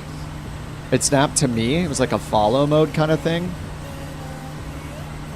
That would probably be good to learn, but I don't know if I can change targets. I think I've seen some keybinds where you can like select a target to look at in drone mode. Oh my god, dude. Oh no. Man down. We got a man down. Someone call the NTSB. Oh wait, we're in Canada. What's the Canadian equivalent of the NTSB? I know the NTSB and the FAA go like everywhere, but...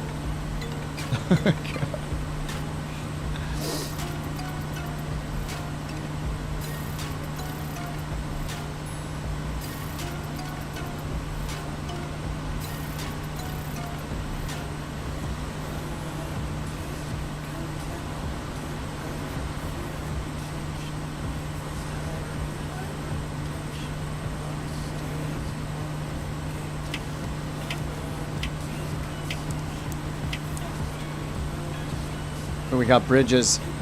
Or we got a bridge. ATC vectored him, yeah. That was a flight sim ATC accident right there for sure.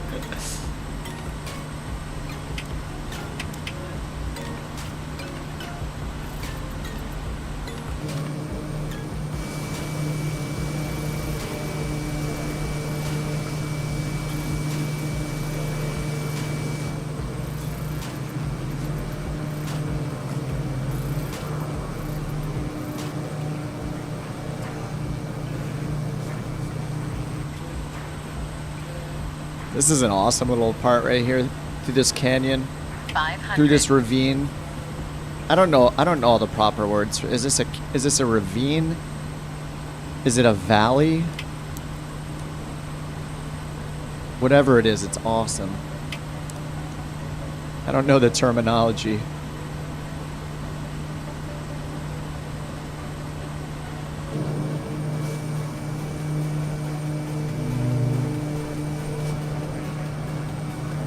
This is pretty epic looking though.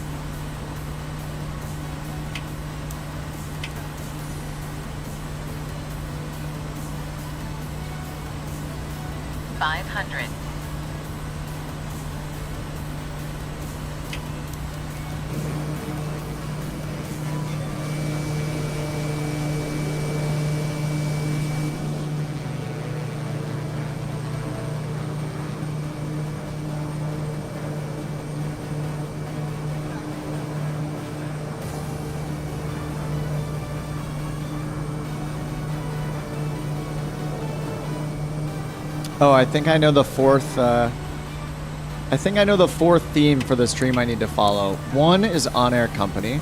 Two is group flights like this, just scenic stuff, doing world tours flights. That site, it's awesome. And three is eventually going to be VATSIM.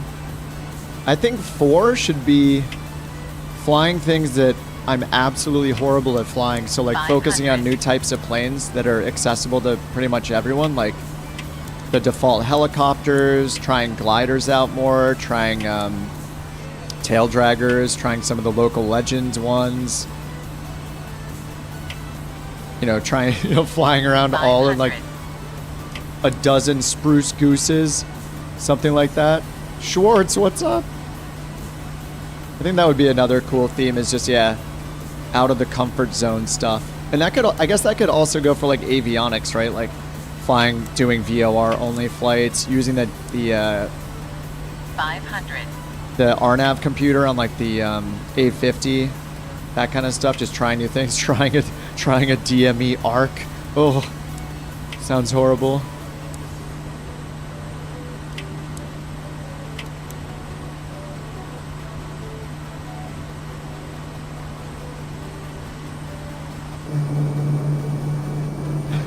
Gabe landing on the cliffside.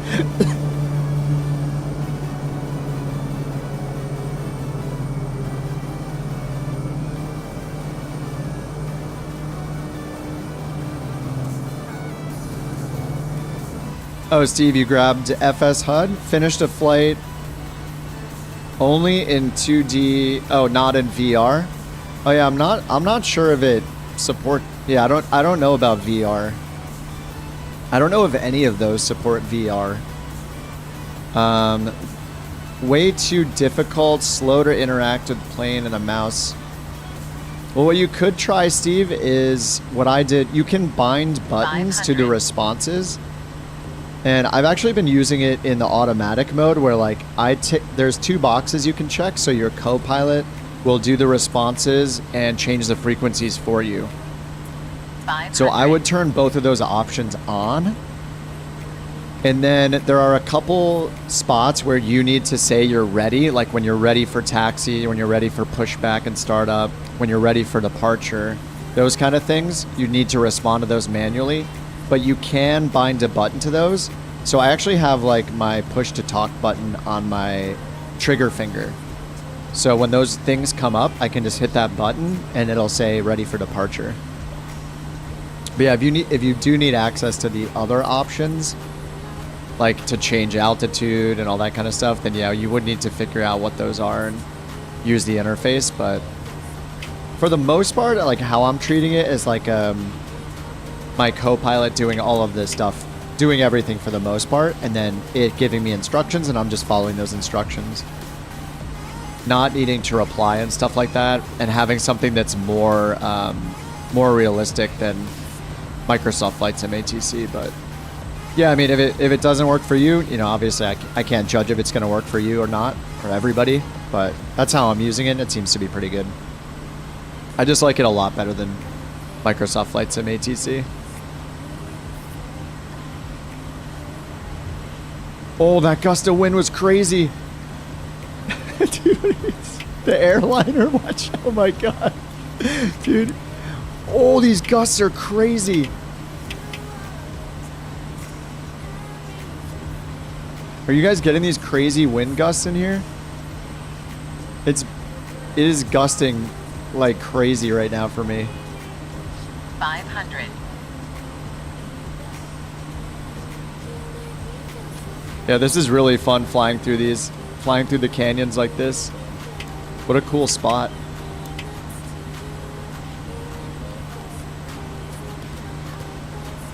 Looks like we're almost at the end too.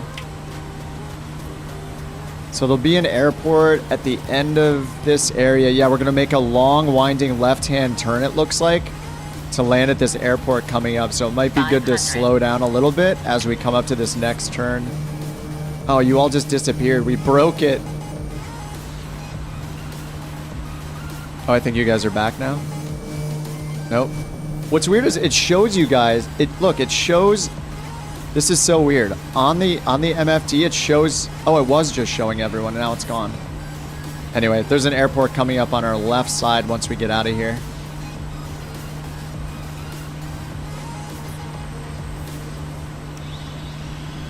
Oh, is this the airstrip right here? Oh, it's right here. It's right on our left. It's right on our left. If you guys can look to your left, right where the road takes a hard left turn, that's where the airport is. 500. Looks like we're gonna have a crosswind.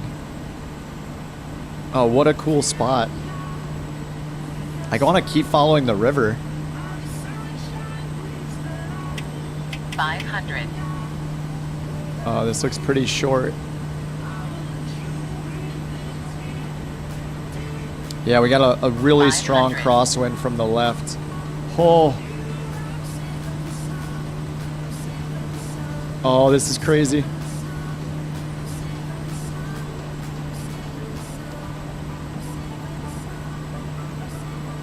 I can't see you guys, but good luck, everybody.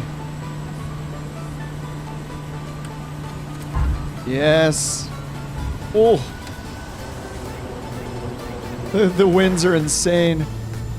The gusts and the crosswind is crazy.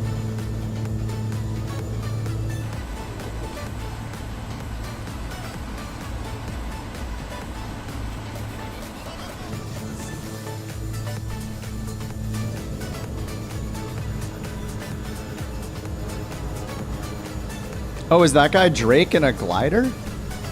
Almost fell off a cliff. Need new pants. Oh man, I wish I could see you guys right now. I can't even see everybody coming in. What a bummer. Come on, Microsoft, you're ruining it.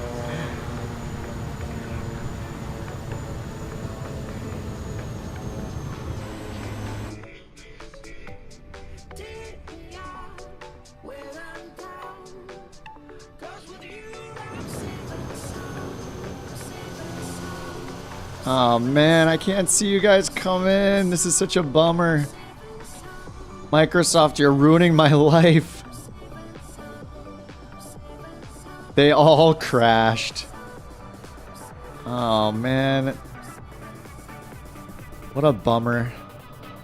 Is this guy Drake in a glider? Oh no, this guy Drake is in... Oh, looks like a Piper of some sort.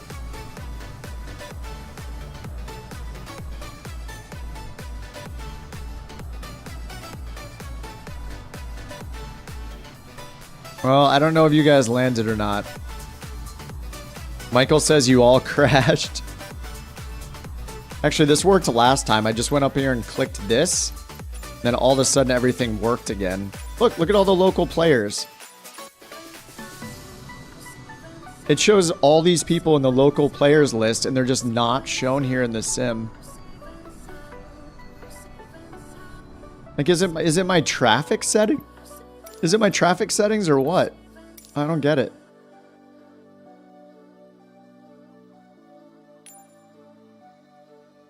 I have generic models on for AI traffic. That should not matter.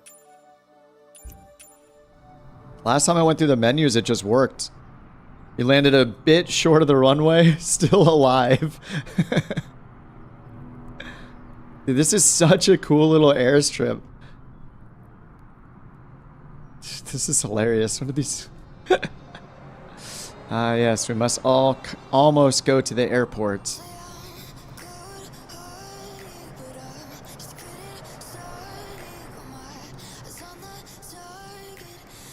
I'm hoping you guys it just loads you guys in for me. It said aircraft traffic off. That's just for live traffic. That's just if I want real world flights injected. Real time on. This is just AI traffic or AI live traffic. Like, you know, it shouldn't make a difference, but I'll turn it on.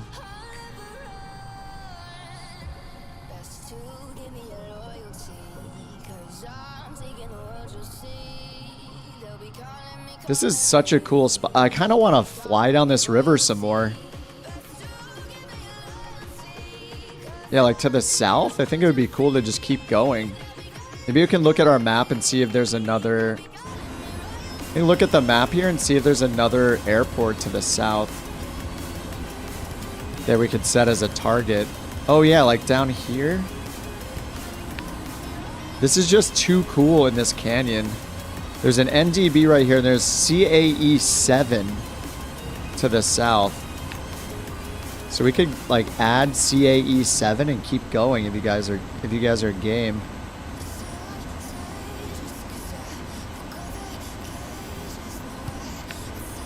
This is just too much fun in the canyon.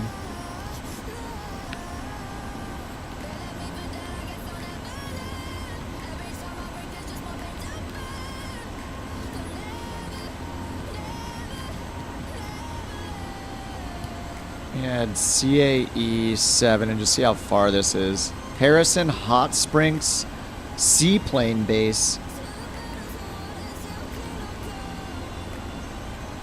Yeah, that's not too much further. And we get to go through the canyon. Lands where you want, no airport needed. True.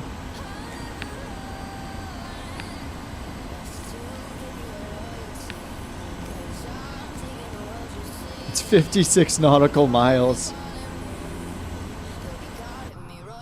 I still don't see anybody. Microsoft. Microsoft gods, please help me. I'm here all alone. Feels bad. For me, it's always showing everyone no problem. Yeah, it's weird. The other people have also had this problem though that I'm having, and it is listed as a sim update 14 fix that says multiplayer aircraft disappearing randomly or something like that in the roadmap.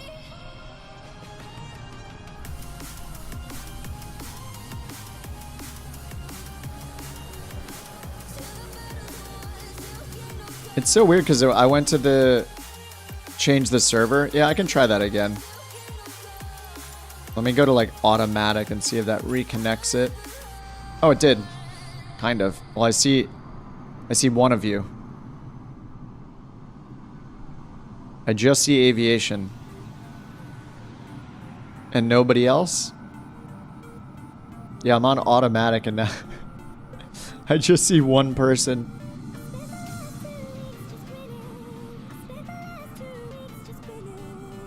You had it last stream? Yeah. Yeah, I don't think it's a me thing just because of how intermittent it is and how sometimes I see some people but not everyone. So, yeah, I feel like it should either work or not work. Everyone else is in the river.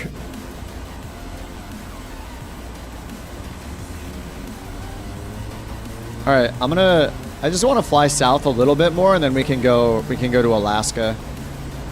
The second flight I found is at the Kodiak Island in Alaska, which is fitting.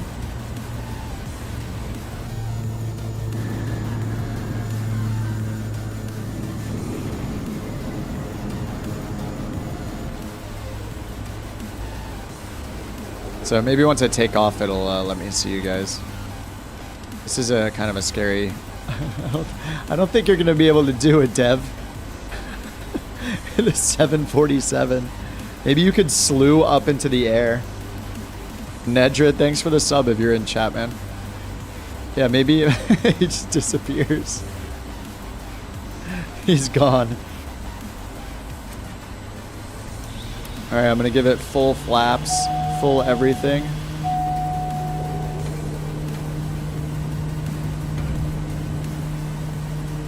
This thing is insane.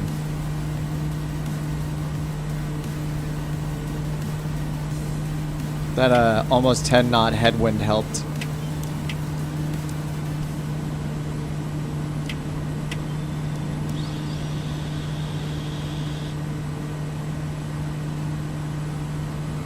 Good bridge where the river forks. Oh yeah, right down here, yeah. It looks like there's another one to the left too, or to the south. I'm just gonna fly down this this valley a bit more. I'm just curious. This area just looks awesome.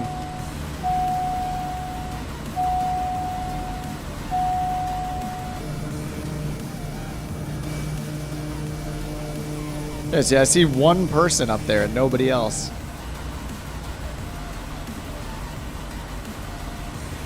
The sim hates me. It doesn't want me to do group flights with you guys. The dream is dead. Let me try switching back to non-automatic.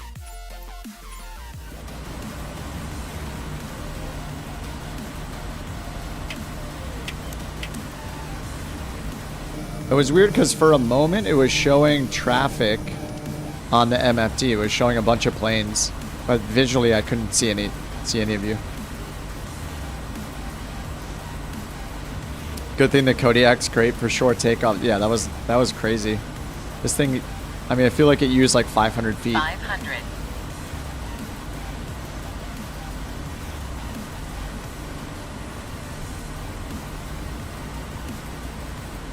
Maybe that was the most interesting part of the river to follow. Thanks, Arthov. Yeah, I still don't see you guys. Well, maybe when we load in for the next flight in Alaska, maybe it'll be better.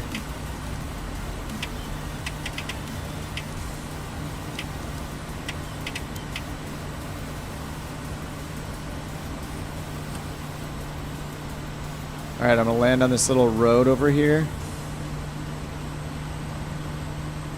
500. Then I'm gonna reload in. This looks like a pretty straight one.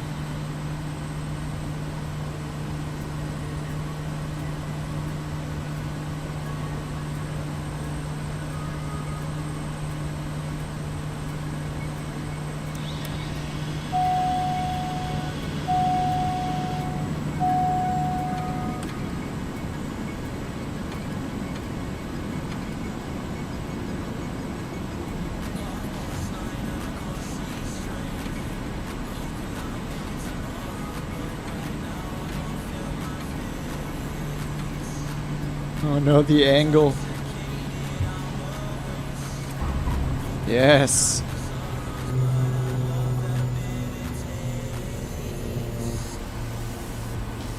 All right, I'm gonna shut this thing down. I'm gonna restart my sim so I can pull in all of the Rex Accu season, just so I can see some more trees and stuff.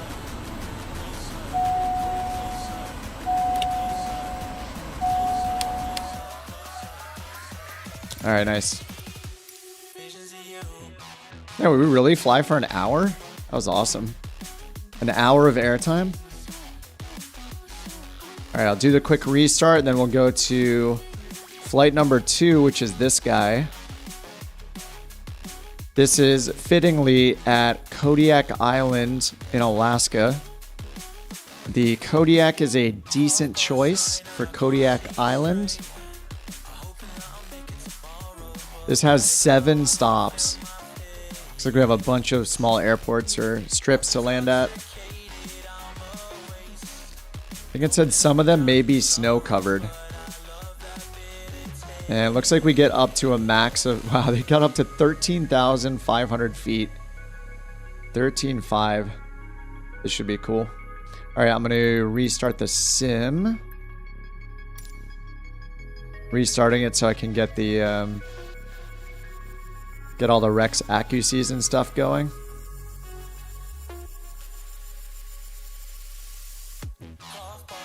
Had to use the runway like a ramp in the Bonanza. Yeah, I'm bummed out. I'm sorry. I feel crappy that the multiplayer went out just then while you were all landing because I wanted to see all those landings. But if you guys got to see each other land, then that's good. I'm the one that missed out, I guess. Feels bad, man.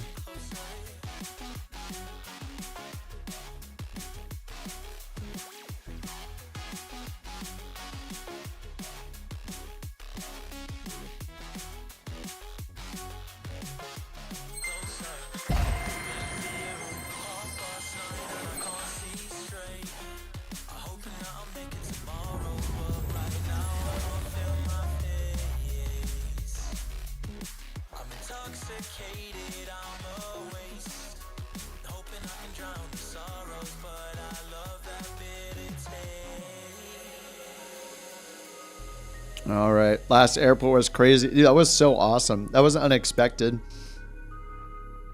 I like doing these more casual flights too, with these routes that people have made up and uploaded. It's really nice to just hop in and just start and just be surprised by things. Like, I didn't know we're gonna have that awesome canyon section. I didn't know we're gonna have crazy crosswinds. And definitely didn't know that we were going to land right at that little tiny airstrip on a bend in the river. Like, really, really cool. See, sometimes not doing research pays off, you know? Only in the sim, of course. Not doing your research on a VAT sim flight, not good.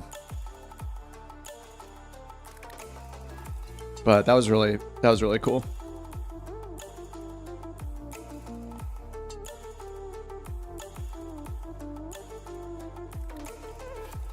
I know I'm gonna end up buying the Comanche.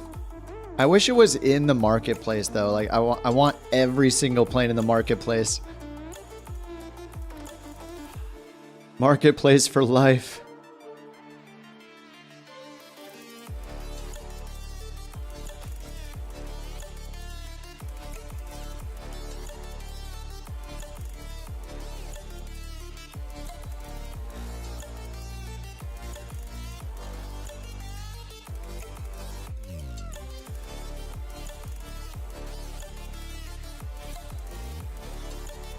Sorry, I got my plain snacks here. I got a banana bread from Starbucks with my coffee.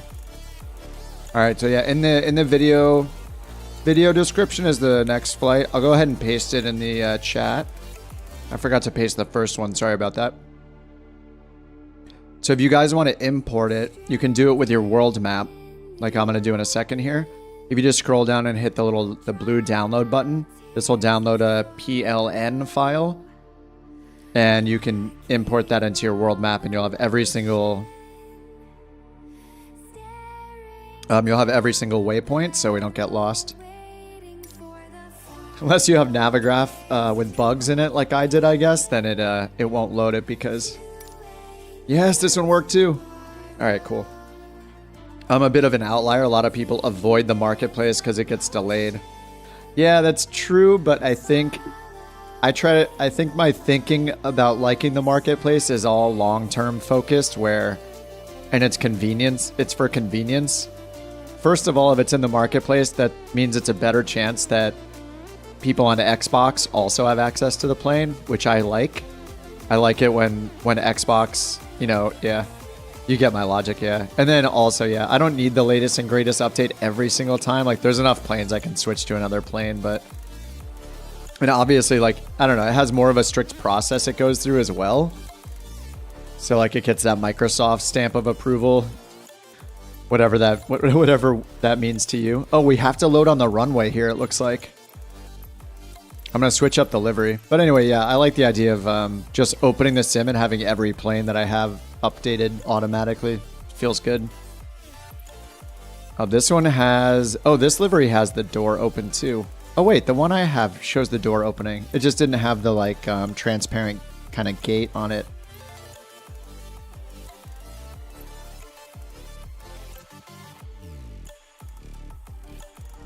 This white and red one's pretty rad.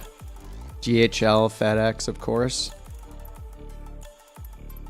Amazon Prime, Prime Air. I think these are all the default ones. There's so many. I love how many liveries the thing came with, too.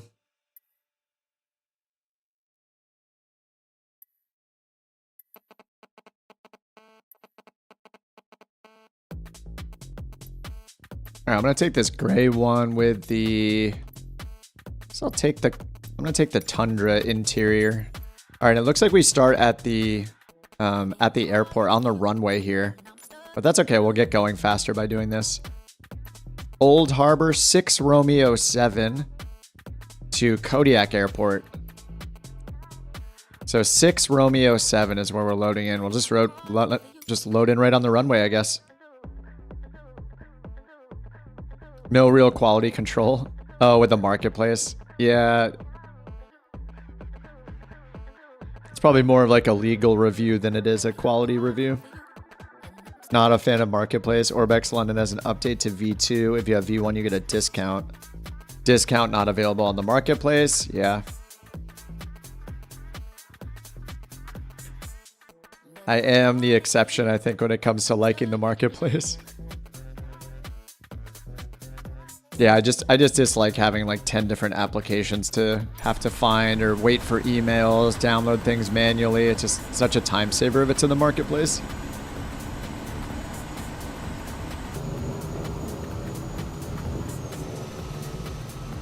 All right, this is a nice start. We've started on a closed runway.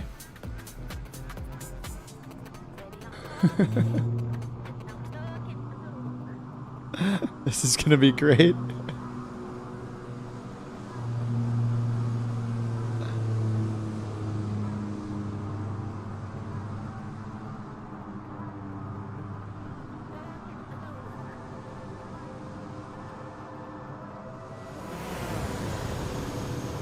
Well, I see you guys again, so that's nice.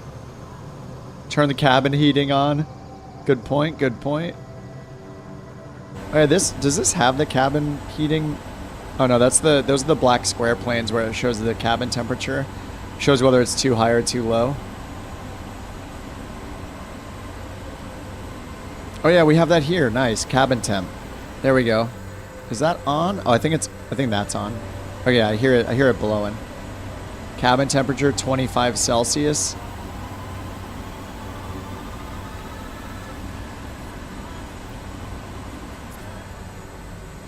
Turn it down a little bit, so it's a little loud.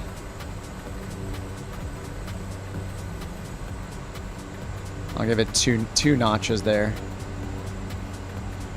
Oh no, I have to move these up quickly. There we go. Hopefully the engine didn't turn off there. All right, looks good. Sync our, oh my god, 29er 18 on the altimeter. So we're about 50 feet MSL right now. All right, flaps are set already. Just making sure this is all configured right. And then, yeah, it looks like we have we have a bunch of stops along the way. We don't have to plan it though. We can just take off and decide which ones we want to land at when we see them. I'm going to go down here and turn off the, where's the preset camera? Turn off my standby indicator again down here. Number 3, get that off and save some frames on the standby indicator. Standby attitude indicator there. All right, let's roll landing light, strobe light, and pitot heat. It's nice to see you guys again in all your beautiful aircraft.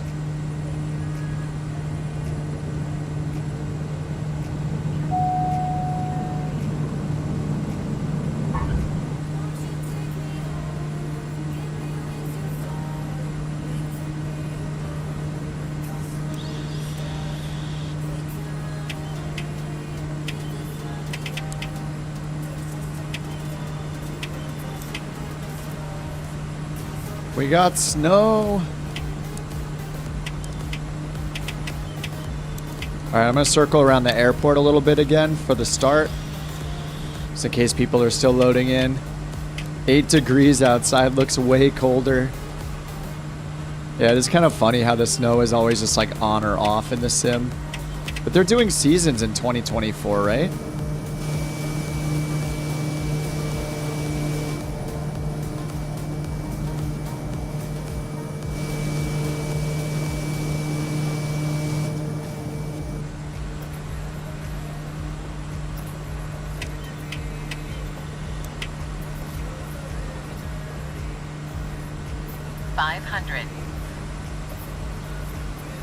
I think they're doing seasons, yeah. Yeah, that'll be pretty cool. I'm still under the assumption that all of the mission things they showed with like rescue and firefighting stuff and helicopter missions and all that, I'm still, until it comes out or until they show more, I'm going to presume that it's just a mission pack under activities. And that On Air Company will still have a place in this world.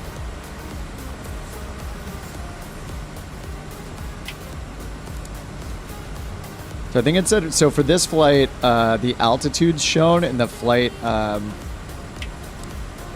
in the information for this flight, for this route, they climbed up to 13,500 feet. So we'll see. We might have to do some box climbing in the future. Circle and climb to get up to certain altitudes.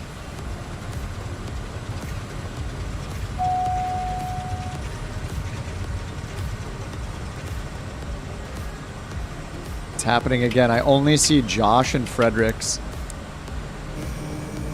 Oh no, Schwartz is right next to me. Oh, there you guys are. Okay. Nice, nice.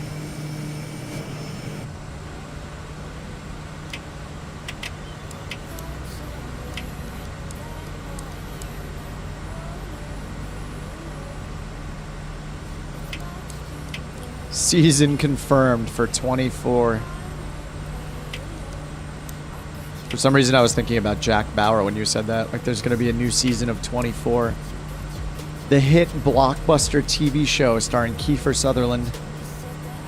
I missed that show. I loved that show. Especially season 1. Mind equals blown. Haven't seen anything about Flight Sim 24 that wows me.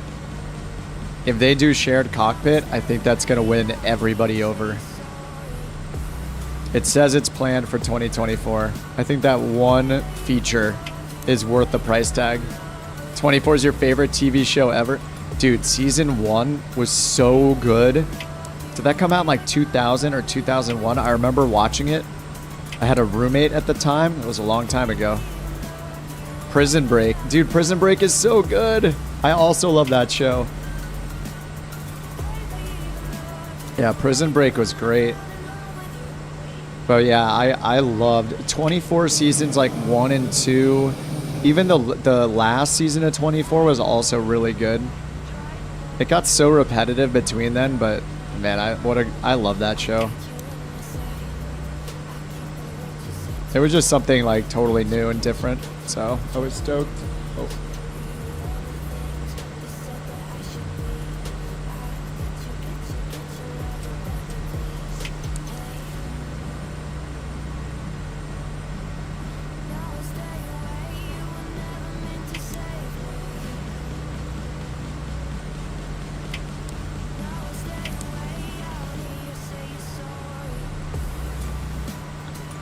What's up, Titanic? Oh, Loki season 2, X-Files. I haven't watched Loki at all.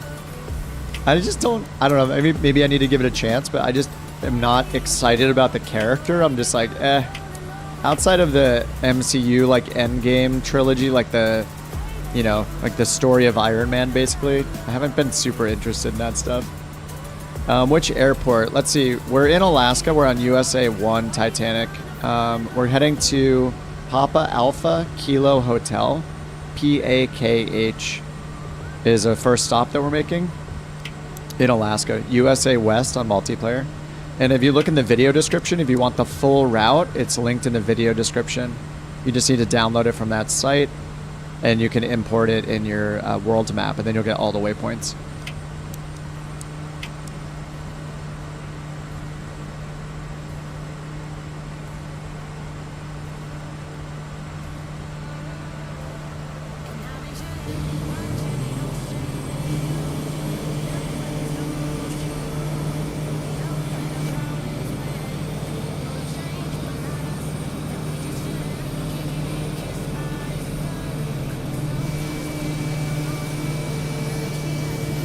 Look at all the shadows on the ground. That's awesome. That's so cool.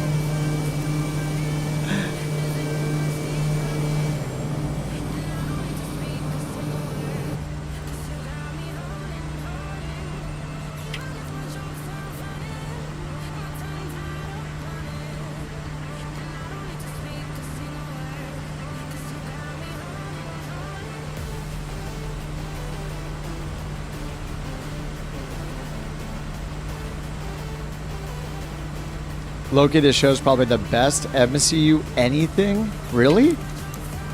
You think it's better than like following the trilogy, or is following the following like through Infinity War and Endgame and all that, following the story of Iron Man, basically that whole thing, you know, finishing up with Endgame? You think it's better than that? That's if that's true, that's quite the review. Damn, I might have to watch it.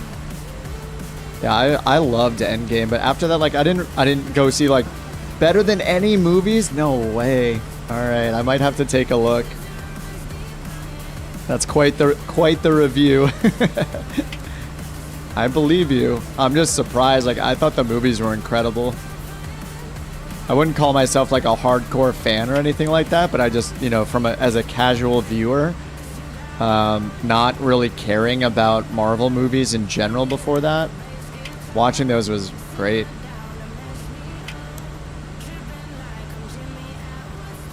We need to turn to the north a little bit. We're kind of making our own path, which is fine. This was better than flying over the mountains, I think.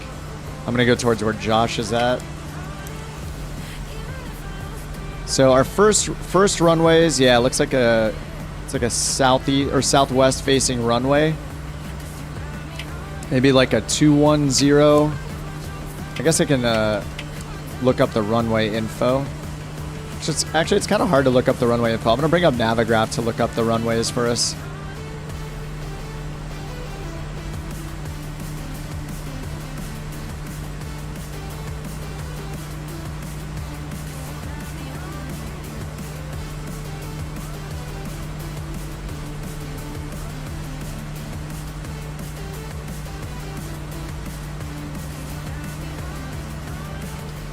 Alright, runway is over here. Let's see. We got runways 04 and 22. So 224. 224 is the bearing for our first runway for the first airport. If you guys want to use OBS, you can go down, just click OBS, and then use the triangle knob to set your course to 224 in magenta. And that'll give you a super long extended runway line.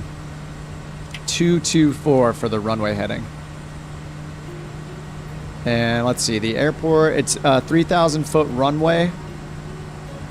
And the elevation of the airport is sea level, pretty much 44 feet as expected. Josh may be a Tom Hiddleston fan.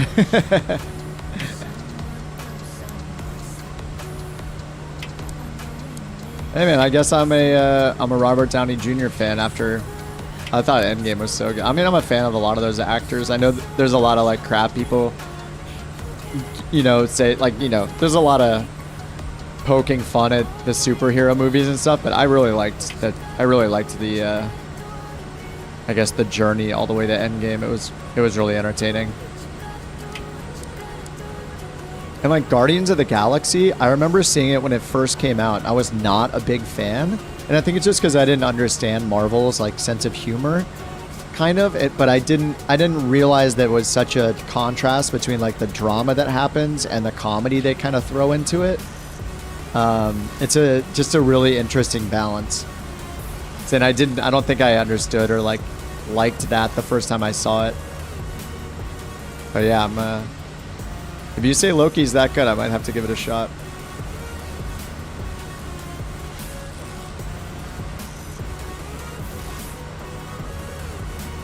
I wish the Kodiak didn't have this giant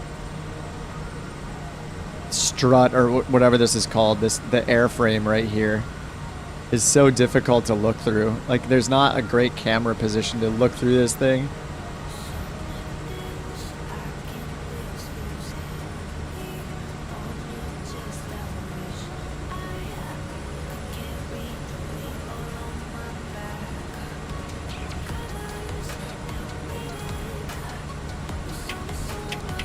Besides that, this plane is awesome.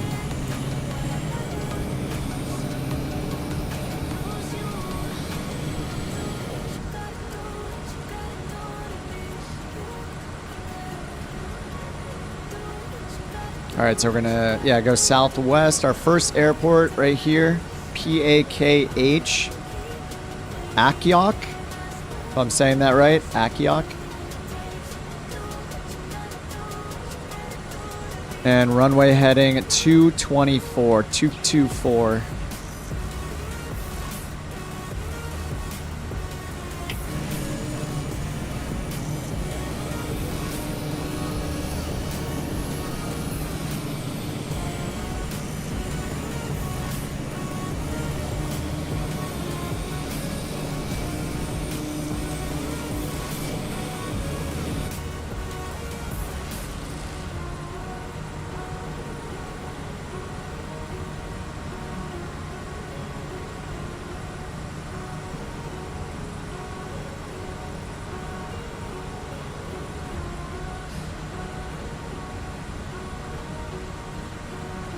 500.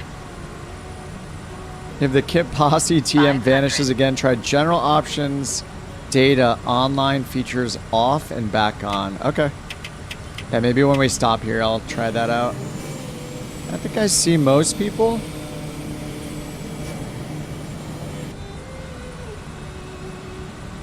Cool air brakes, yeah. Notice Schwartz has like air brakes out a lot of the time, and then he's got his flaps just like fully down the whole time. Military jet slow flight. Kind of crazy.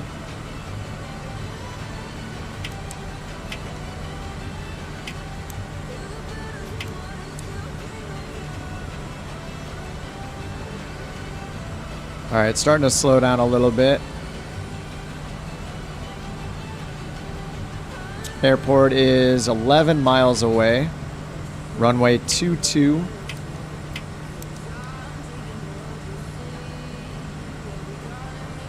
Need to see the posse landing phases. Where else? Yeah, when else can I use the butter emojis? Or the future oof emoji? Gabe is just scraping the water. He's dragging his fingers in the water.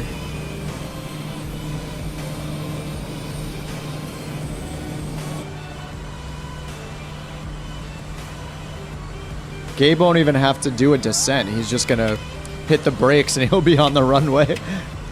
Just a perfectly lined up approach at the exact altitude. Just goes through the trees. He just flies at runway at landing elevation altitude. That's his strat.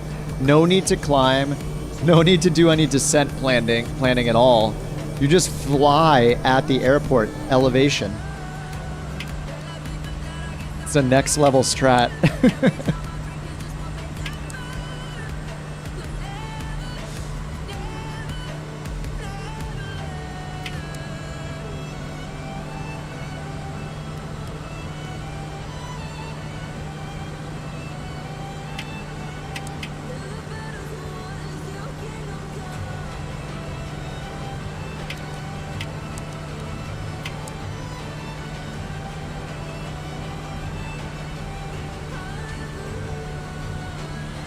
Alright, looks like endgame is right around where the airport is.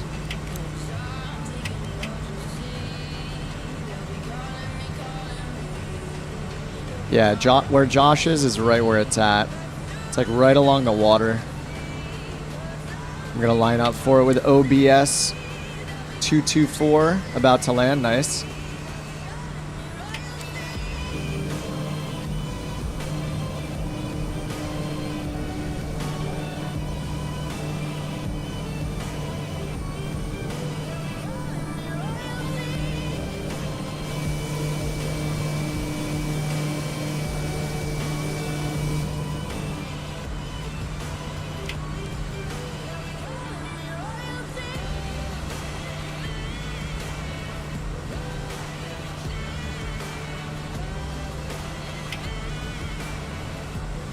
Oh no, it's what, Darren? What happened?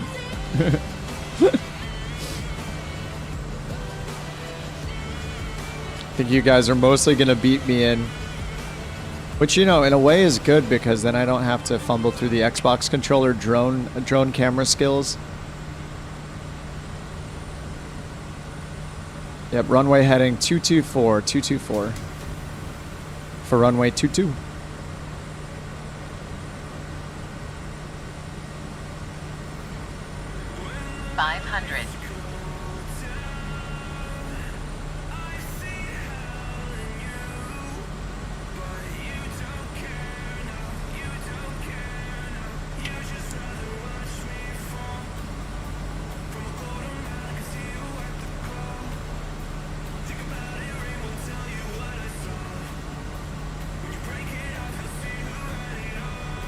Man, OBS mode is so good. I love me some OBS.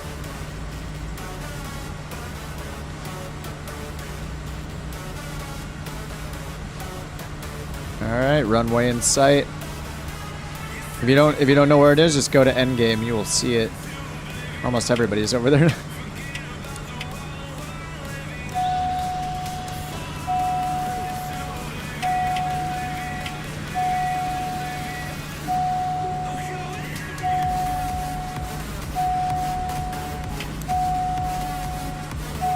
What is that? What is the sound? Engine inlet normal.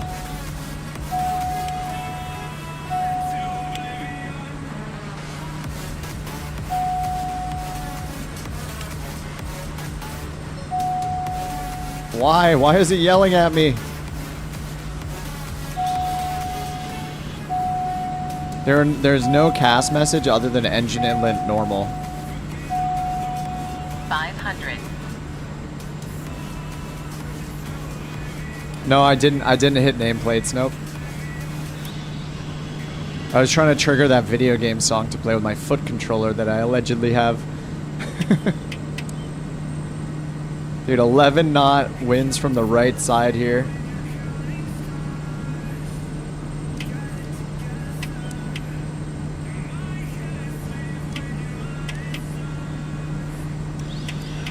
I'm gonna pull out a notch of flaps, a little too much.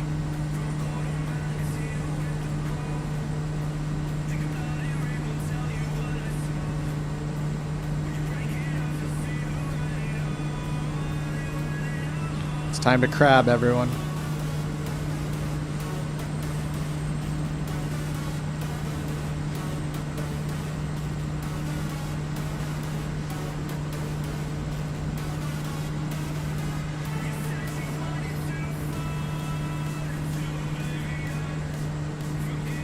Oh no, the tree!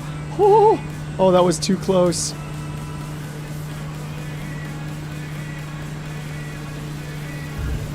Ooh, ooh, I bounced. All right, touch right wheel, then left wheel.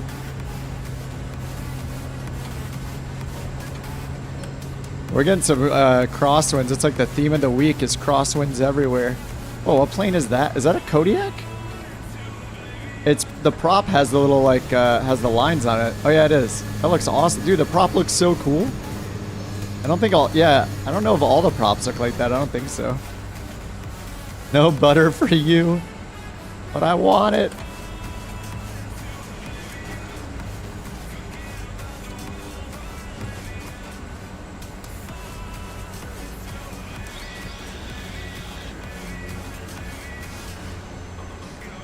Let me bring out that drone. There we go. Gabe's coming in. No pressure, you're the last one. Everyone's watching.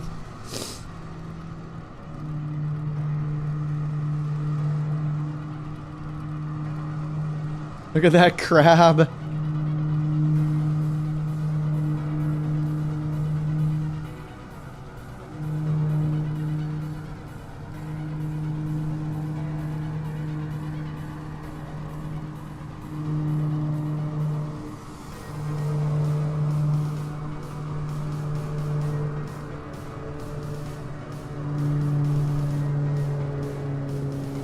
Nice.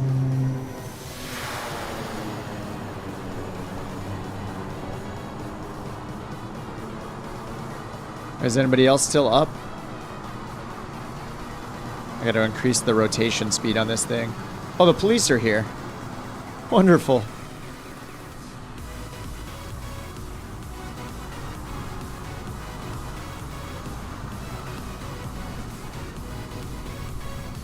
Oh, pry fly is over here in the water.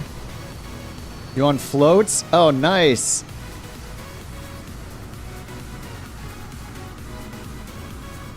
Wait, which plane is that?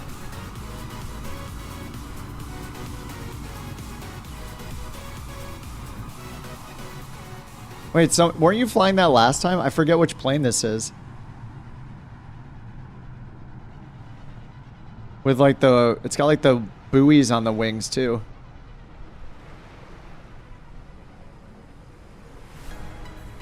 Oh, the Spruce Goose. I always confuse the Spruce Goose with the Hercules for some reason. Whenever I think Spruce Goose, I think of the Hercules. I'm just totally wrong. All right, let's keep it going. We got more airports.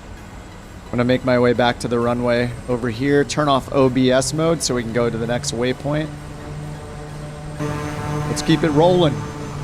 We have like, there's like 6 more stops on this, I think.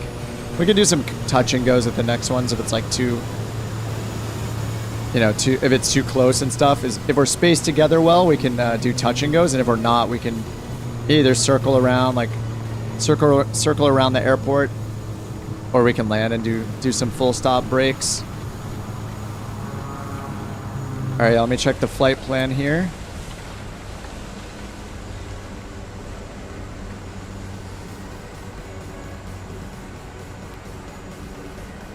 PALB, 36 nautical miles. Papa Alpha Lima Bravo. PALB, PALB, 36 nautical miles. All right, just updated my altimeter. Altimeter is 2924.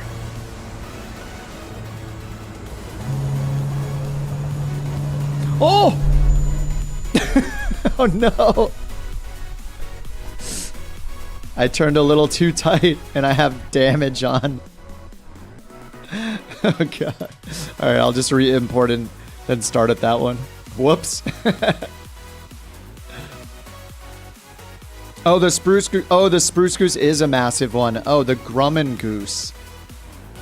Oh, that's why. So I wasn't totally wrong that the goose is giant.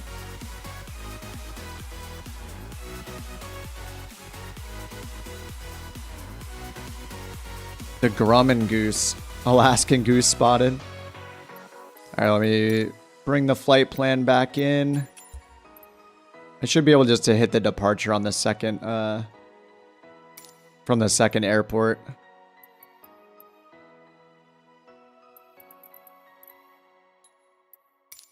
Oh, it's removing everything? No way.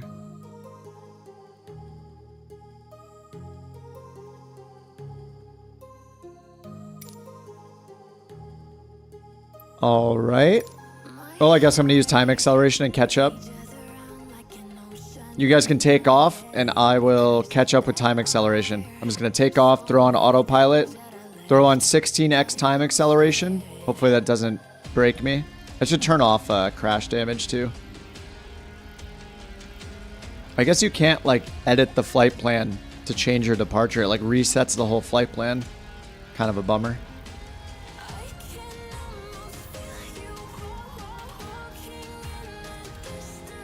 Don't wait for me, dudes. I will be there.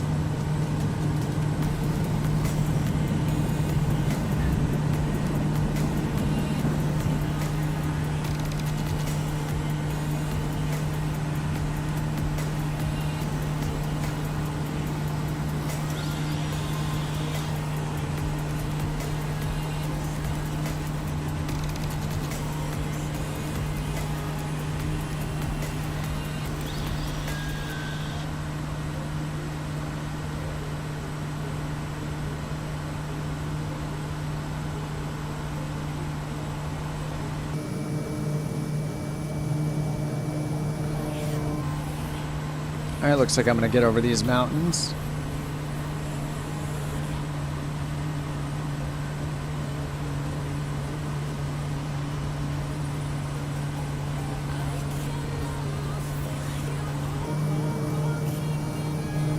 Little windy.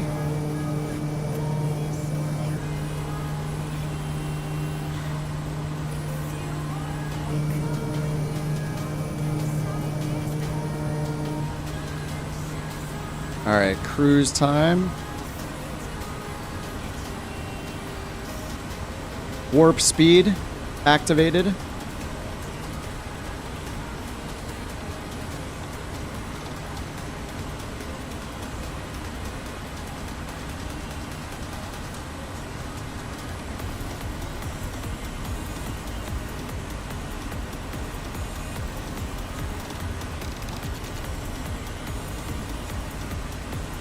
I should turn off crash damage just in case this this crashes me. Whoops. Assistance. Pilot. Or failure. There we go. Crash damage disabled. All right. Now I can accelerate a little. It's a little less scary to accelerate. Hilarious seeing the Kodiak going that fast. I'm coming in.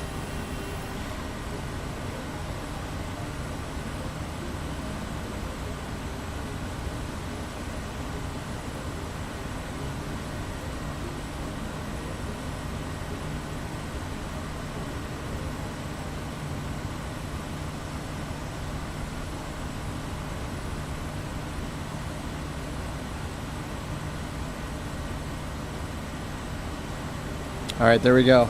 Looks good. Autopilot's off. Coming back down to you guys.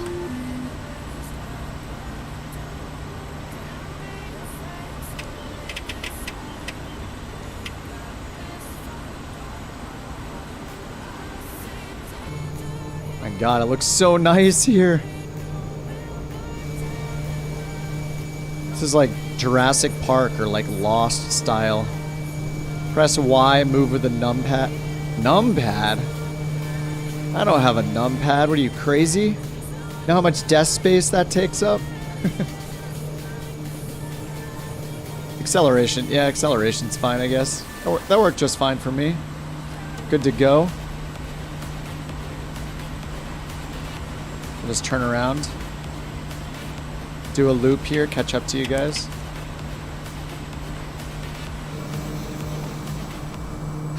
Sure. Dude.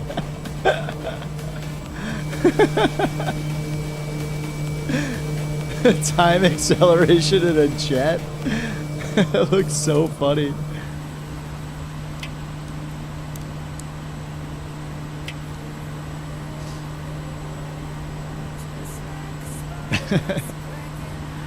Xbox controller to fly. Yeah. It's all good. I am back on track.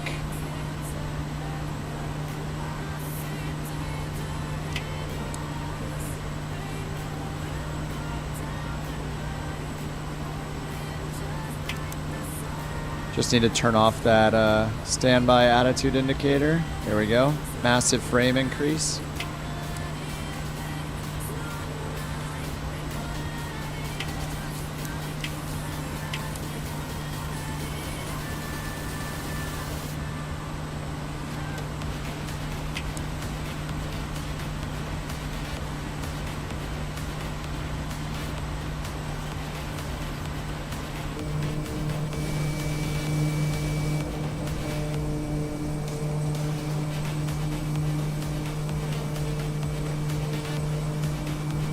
There's the Hercules. It's just so ridiculous. Didn't they fix it where all the engines are in use now? I think that was an update they made to the Hercules with Sim Update 13. Is that they fixed it so all the engines are actually used. I guess there was a bug. I don't know how many it used. I would guess like 4 maybe instead of 8.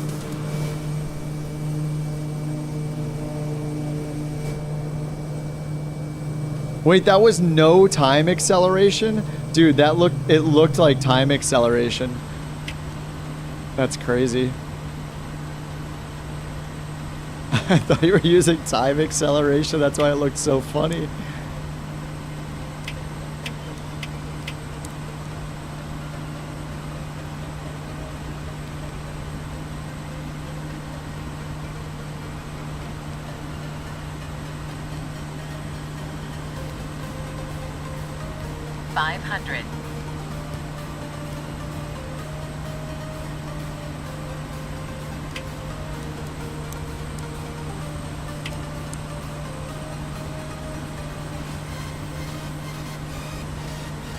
Alright, back on course here. Catching up to the Gabe.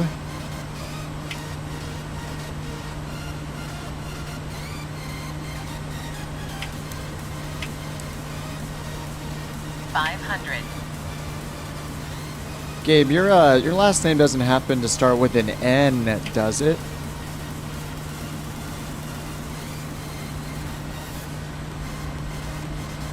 Gabe in the chat, everyone.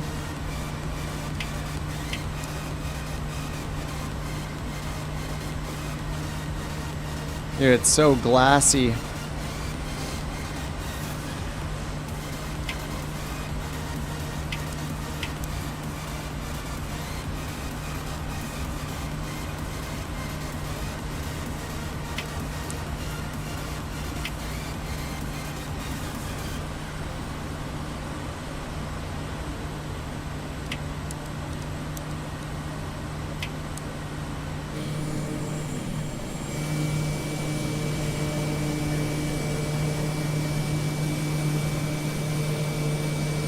This livery is pretty nice.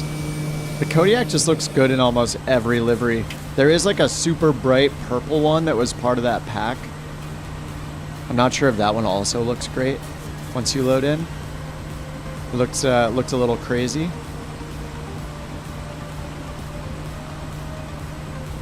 Alright, so our next airport is PALB, PALB. Oh wait, no, is it PAKY? Oh, maybe I'm wrong. Maybe it's PAKY. Oh yeah, it is. It's PAKY.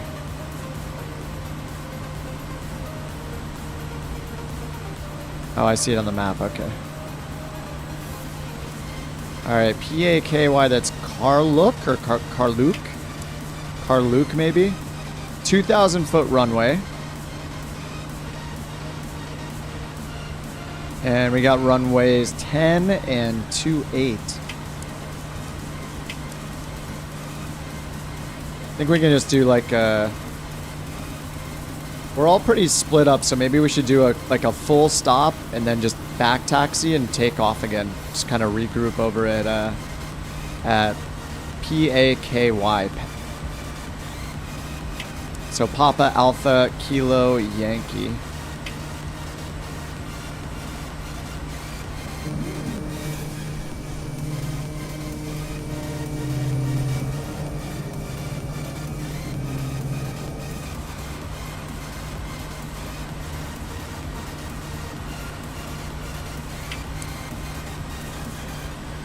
Oh yeah, sorry. I told you PALB, but I think that's actually after this one. Yeah, it's after this one in the list. If we want to hit all of them, the next one's PAKY. Yeah. Unless you guys want to skip this one, we could do that too. But I think most of us are back here anyway.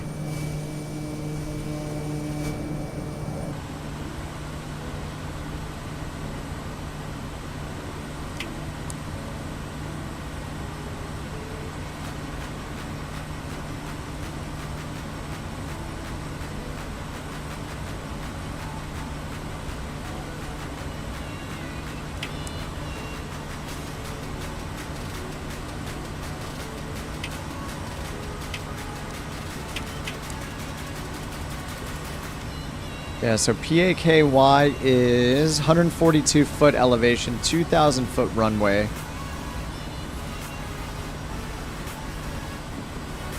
And it says it's overcast at 1,200 feet.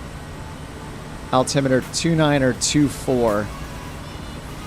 Overcast at 1,200 AGL, so probably want to stay under those clouds. But we'll have a good 1,000 feet of clearance between the airport elevation and those clouds. Yeah, ceilings are 1,700. The ceilings at 1,700 overcast. Medium VFR, or marginal VFR, I mean. And then, let's see, the winds are 081. Oh, wait, no. No, the winds are not reported, actually. So I'll probably just use runway 10. Bearing is 101.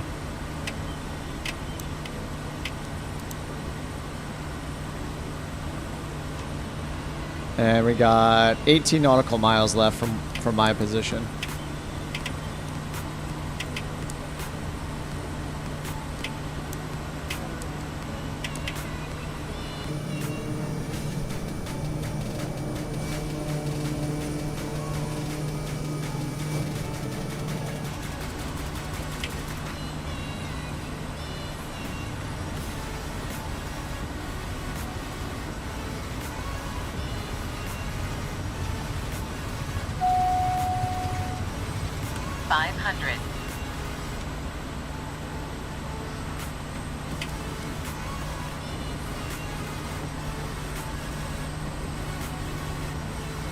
And we need to cut into the east just a little bit. We got off track falling in this awesome area. Hey, as long as we're heading mostly north, we're fine.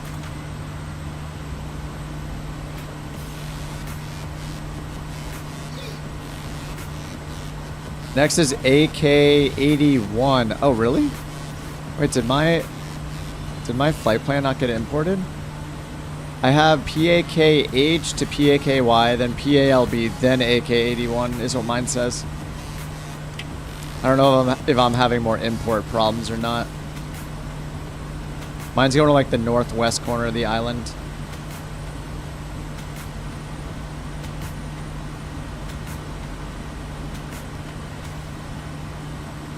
Yeah, it looks like AK-81 is like more towards the middle.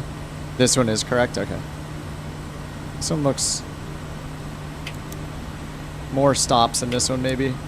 Well, I was having those issues importing, and yeah, deleting Navigraph seemed to fix it, so it's another thing for me to troubleshoot after the stream is to try to get Navigraph imported again and see if I can import these flight plans, but apparently it worked. It's potentially buggy with Navigraph or whatever corruption I have in my nav data. But I have a feeling the fix was simply delete Navigraph, start the sim so it can kind of clean up and put in its own nav data again. Then I'm guessing when I close the sim, reinstall Navigraph, and then come back in, hopefully it'll let me import them again. Alright, so runway 10 here is 2,000 feet. Bearing is 101. And airport elevation's at like 150 feet. 14 nautical miles left.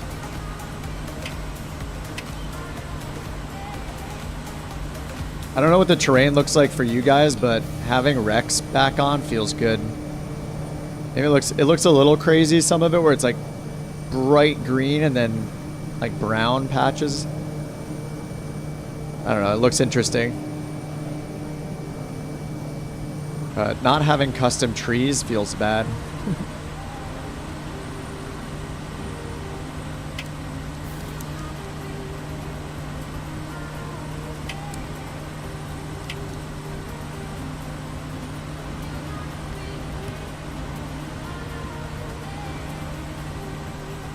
Yeah, so I'm gonna fly pretty much due north and then turn right for runway 10.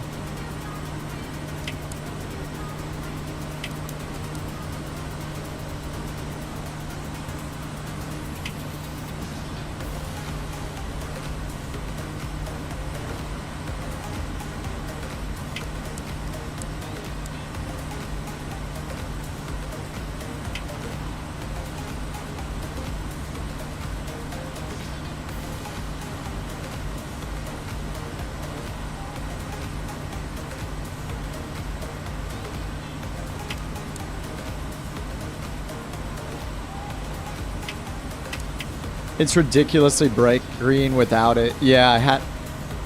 Oh yeah, I guess I didn't have it on for this flight, but that's kind of like what it looked like when we were flying in British Columbia. It's just like so bright green.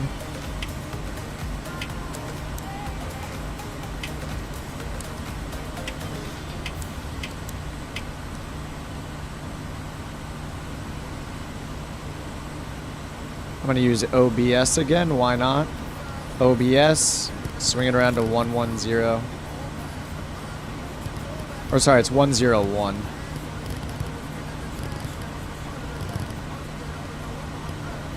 101.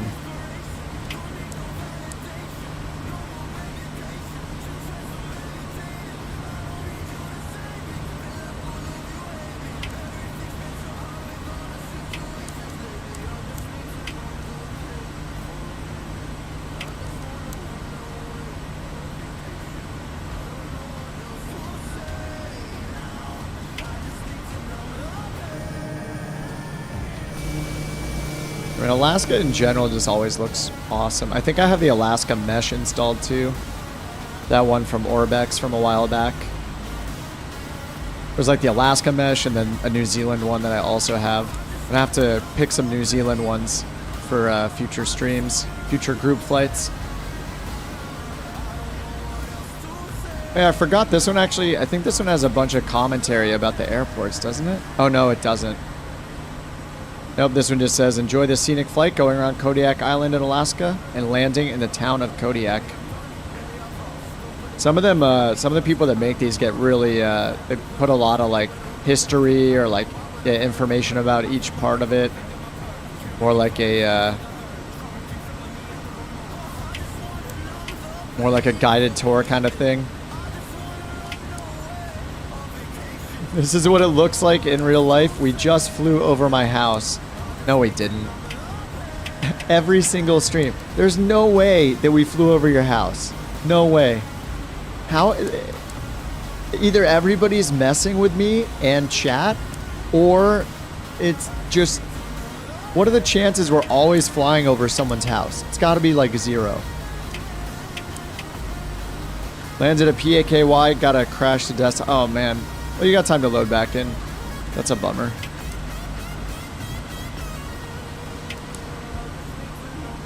At least you didn't crash like me. What's worse, crashing a desktop or crashing? Actually crashing. While taxiing, turning too fast and touching your wing on the ground, which equals instant death. Wing tip, touch the side of a building with less force than, than you flicking it with your finger. Instant death. A fail turn.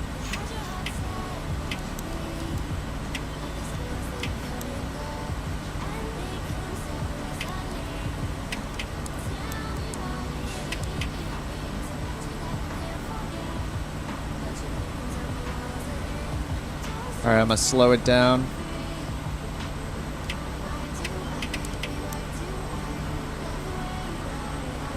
Dude, the coastline here looks so cool. It's beautiful. More than 4,000 miles from my house. No worries.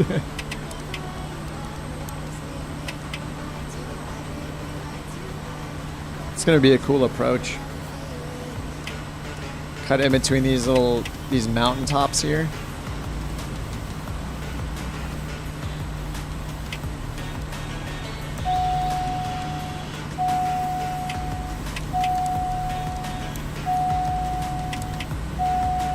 Why?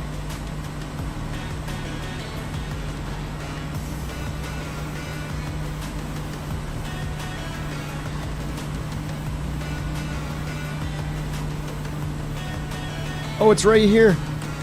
Oh my god, that's a tight turn. Oh, that's such a tight turn.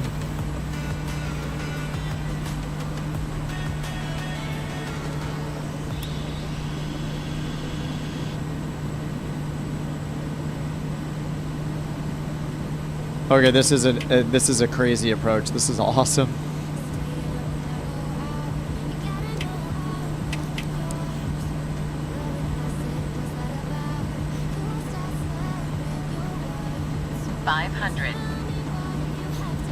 Again with the crosswinds.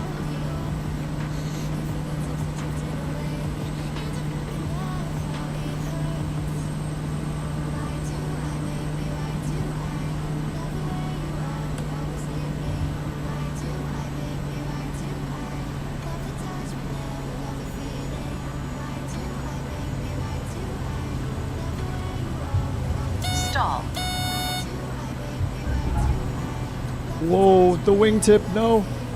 No, the wingtip, no, no. No. It'll settle back down, right?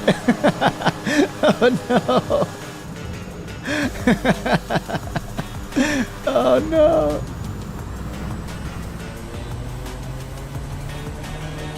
Come on, come on.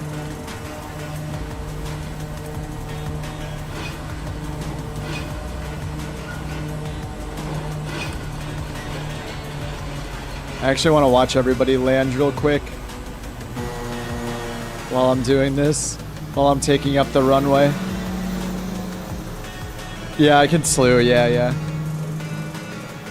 I'll do that. Then I can get out of the way.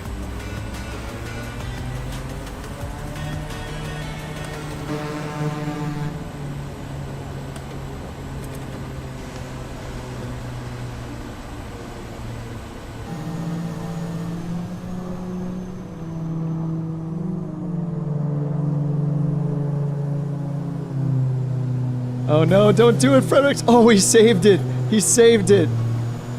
Nice save. I was not so skilled.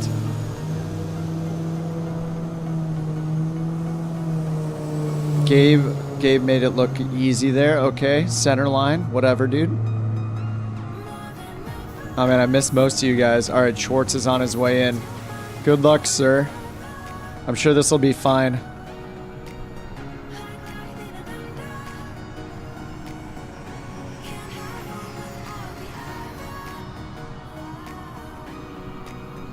Nice.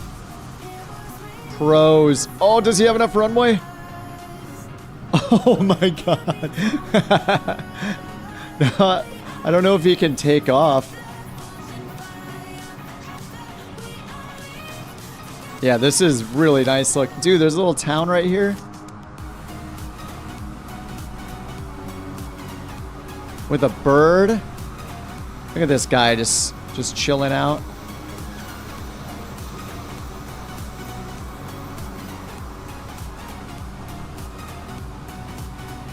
What a cool spot. This is rad. Oh yeah, he can take off.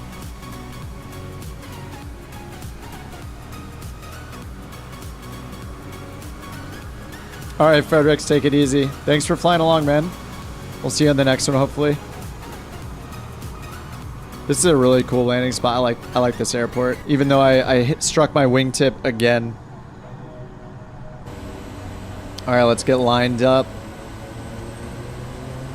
Yeah, I guess it's better to take off that way. Oh, am I crashing? I might be crashing. It's completely frozen.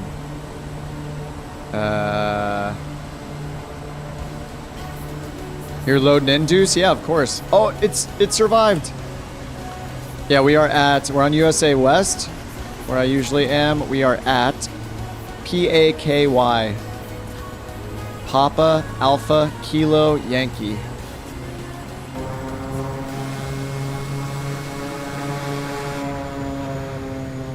Uh-oh, I gotta slow down. Don't turn too quickly.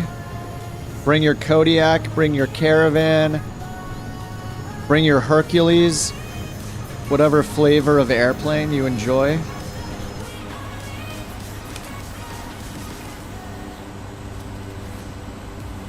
Okay, Gabe, see you, dude. Thanks for flying along, man. Fun stuff as always. I'm gonna turn off OBS mode, see where our next one is. Next is PALB. What's going on here with my... Just gonna do direct to and try to clean that up. Yeah, there we go. Actually, I'll do, let's do activate leg.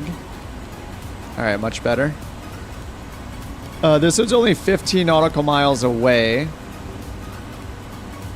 And we can try touch it goes at each of them at least, you know? These are all supposed to be pretty cool approaches. After that, the next two are really close to each other. They're probably grass strip style ones. That's cool, Deuce. We have a bunch of we got a bunch of different airports around us, so you can spawn at pretty much anyone. We got like 5 of them left, I think. So let me see exactly how many we have left. So we have PALB is next. Then AK-81. Then we have KZB. I think that it's probably just a VOR. AK-81 is probably a strip. Then another. Oh, no, ORI. So these are 3-letter airstrips or something? KZB and ORI are not VORs. This one has runway heading on it, so I think they are strips of some sort. Then we got a couple user waypoints. PAKD is our destination, which is Kodiak. So you could join it at any of these when you're able. And if you click on in the video description, there's a link to the. It's flight number 2 has all the airports. I think Schwartz is flying the Goshawk. What is it? Is it T-45 Goshawk? All right, let's go. I reset the altimeter here. Looks like it's 2920. Oh, is somebody in the pits? All right, power is set. Let's roll. Let's get out of here. Somebody's in like the pits S1.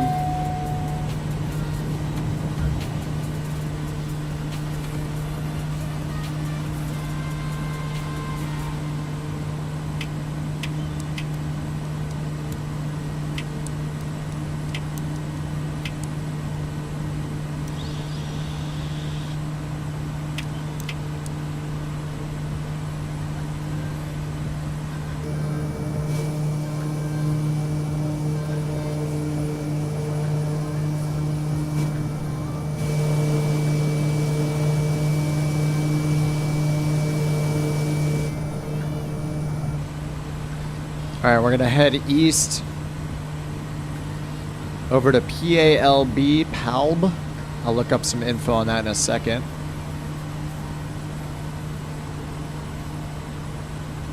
It is Larson Bay.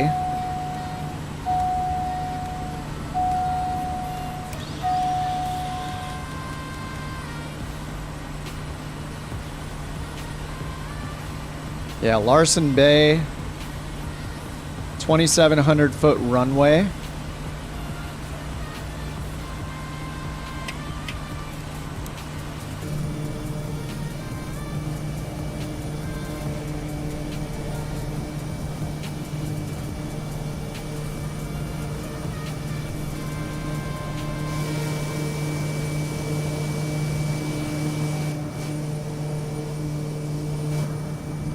Up and over the mountains.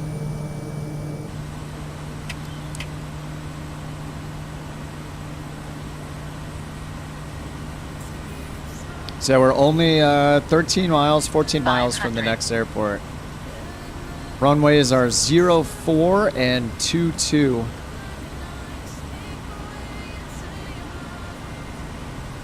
So it looks like 04. 04 is probably the one we want.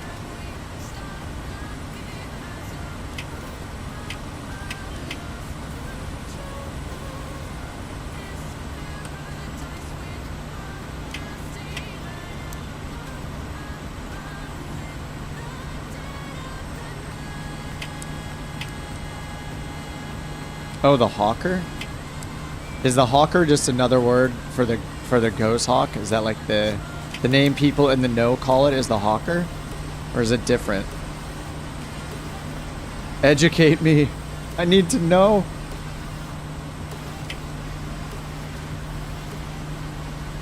Alright, runway 04 is at a heading of 036.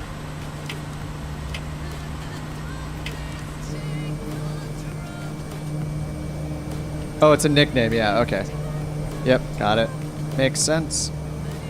Whoa, this looks awesome.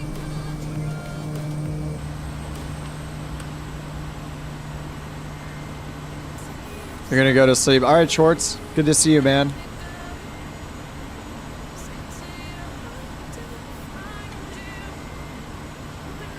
Have a good night. I just noticed Kip's back in the caravan. I'm in the Kodiak, yeah. Back in the Kodiak for this one. We are ending this flight on this route here at Kodiak. The city and airport of Kodiak, Alaska. So it seemed fitting, you know?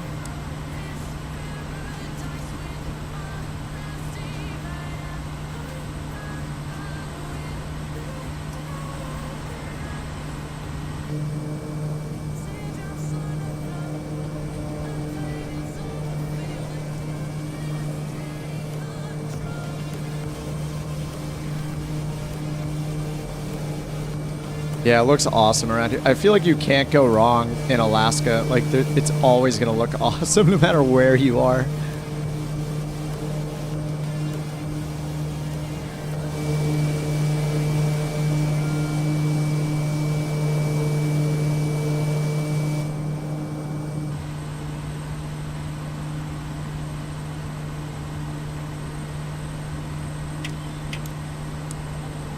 Alright, we are only 7 miles away from the airport.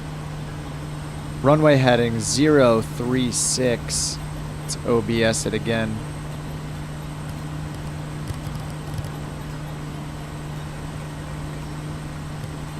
Zero 36.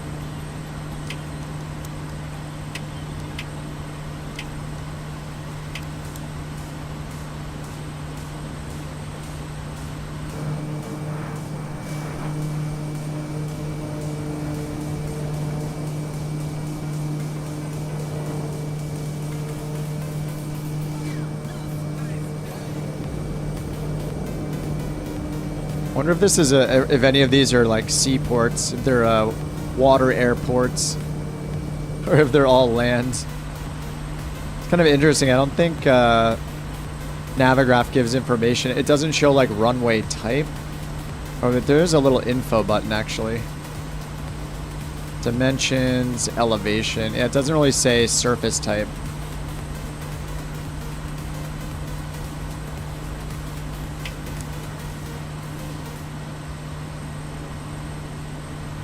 What's up, Jimmy? How's it going, man?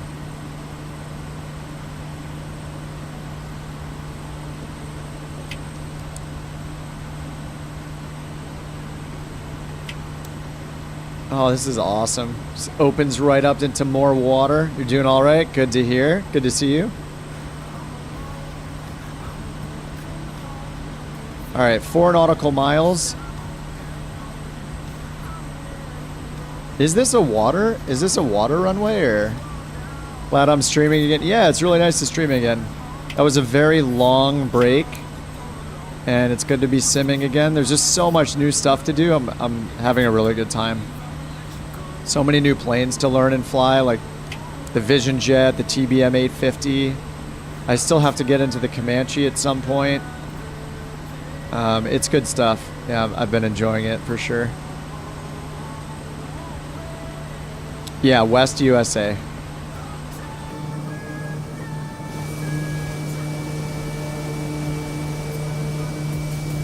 All right, let's see where this airport is over here. Maybe it is water. It says 2 nautical miles to my left. I can't see it thanks to the amazing... It's gotta be like right... Is it right over here?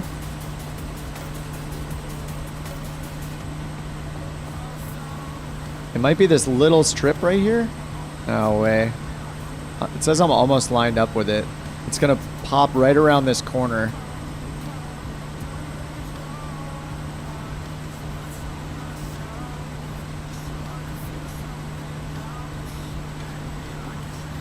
It must be for water landing, huh?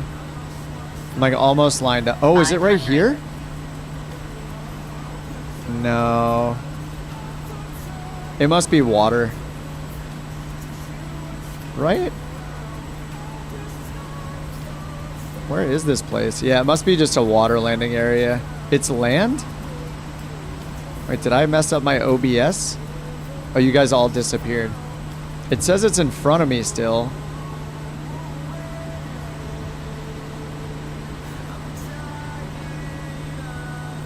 Wait, what is my... I think maybe my waypoint is messed up. It says it's 1 nautical mile. It's pointing in front of... Oh, it's because I passed it. It's showing me the reciprocal. I'm going to have to land on the opposite runway. Oh, it's right over there. Oh, man. I think I passed it too quickly. Didn't make a sharp enough turn. So it looked like it was still in front of me, but it's actually the opposite course. So I'm going to land on the opposite runway then. That's crazy. So many of these are like really tight around the corner. I think the OBS setting is right, but I passed it so quickly. Yeah, I came around this corner this way and passed it with the runway on my right. This seems like the better way to land potentially anyway. 500. Just because of the terrain past it. Kind of hard to get down to it.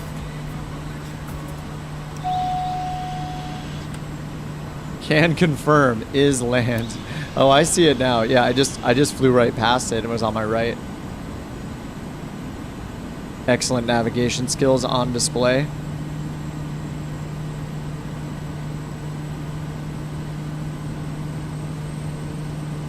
Got a nice headwind here, actually, 6 knots. I'm sure thanks to the terrain behind it.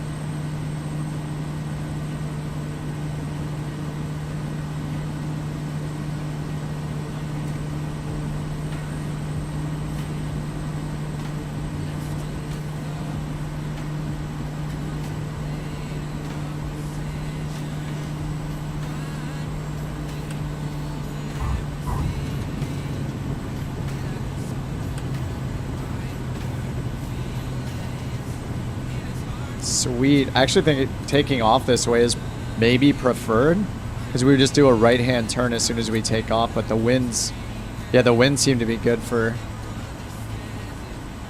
taking off to the southwest instead.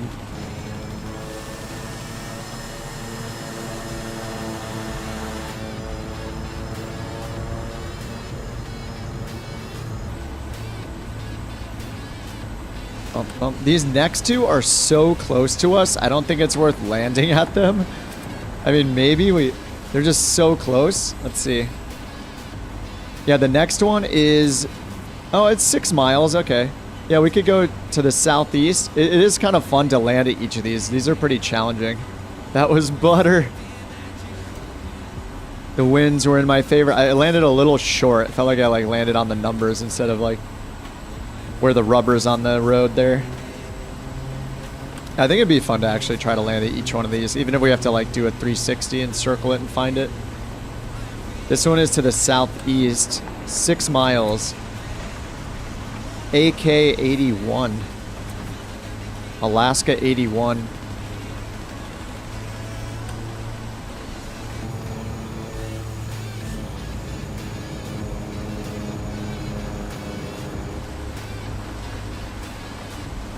Got a little displaced threshold here.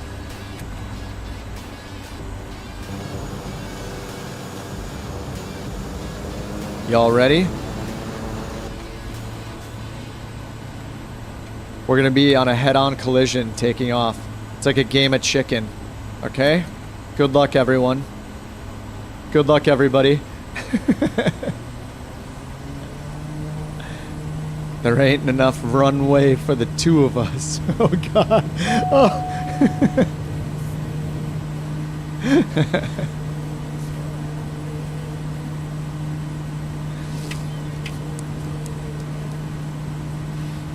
All right, we need to head southeast for this next one. I think I can get over this terrain. This should be fine.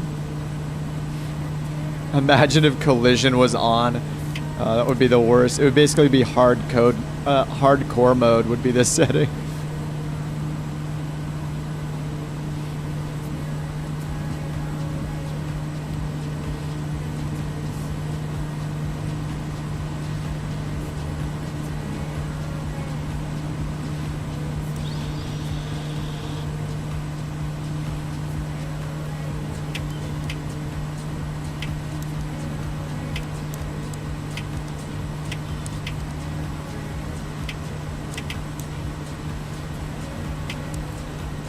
Once again, my avionics are not, my flight plan keeps getting messed up.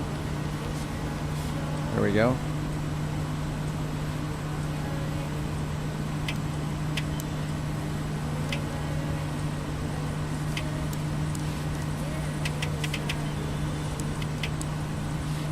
All right, this one is even smaller than the previous runways. What is the dinging? I don't get it. Tell me what's wrong.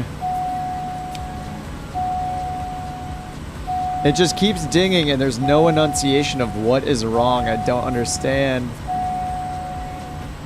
What is the problem? Tell me what the problem is.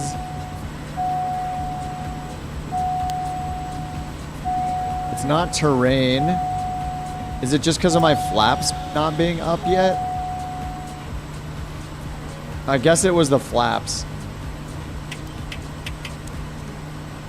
I mean, I was still in full flap range, so I don't know why I was angry.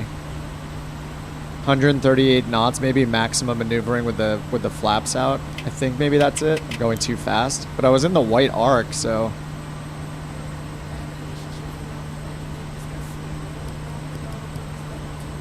Alright, where is this little strip we're supposed to land on?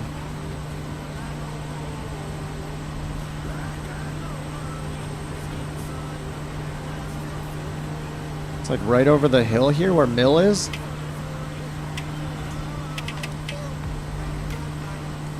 Deuterino! Door is ajar. Oh, God.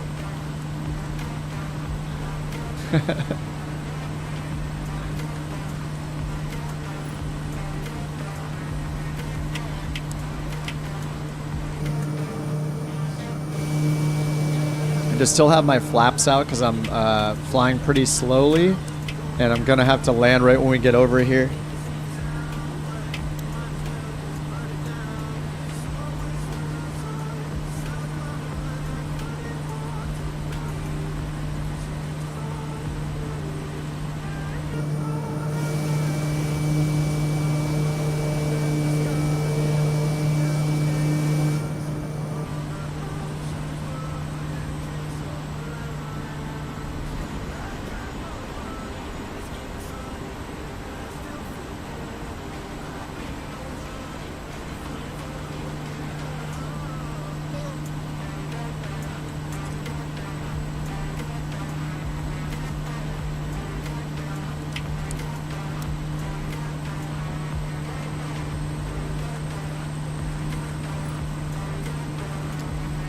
Is this one land?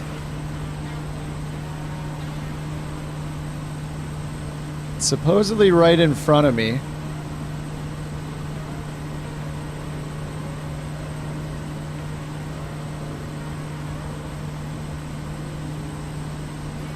OBS mode is not on, right? Wait. I see the waypoint right in front of me.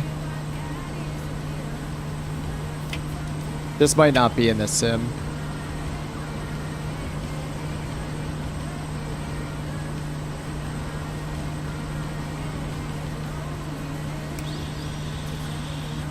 Yeah, maybe just not in the sim on this one actually.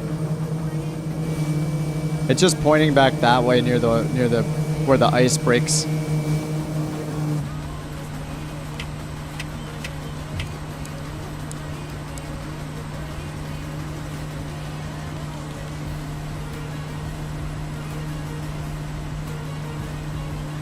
Yeah, probably water. There are no runway lines on it or anything. Yeah.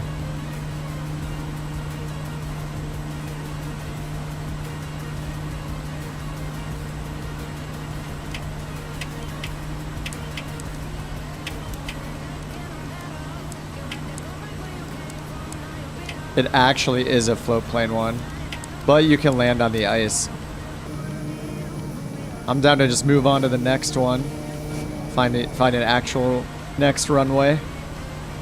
Actual runway we can land. The next one, this is KZB. I think this is also a water. So I think we're just following the waypoints now, and then we'll end up landing at Kodiak at the end here. But it takes us route around the east side of the island. KZB water, yeah, I think that's what that little circle icon must designate there. And also, yeah, it has no runway lines on the circle, like the little marker there. Makes sense.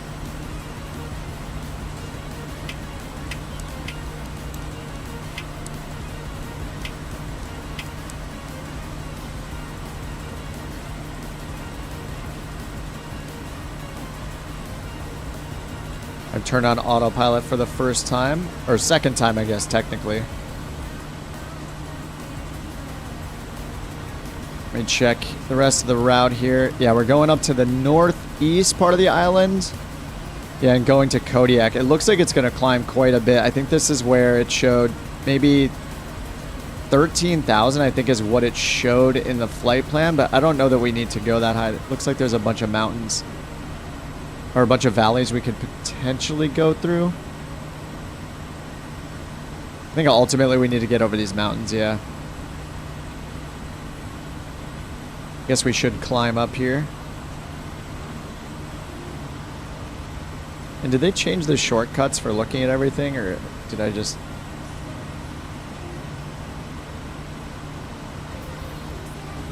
Climb, climb!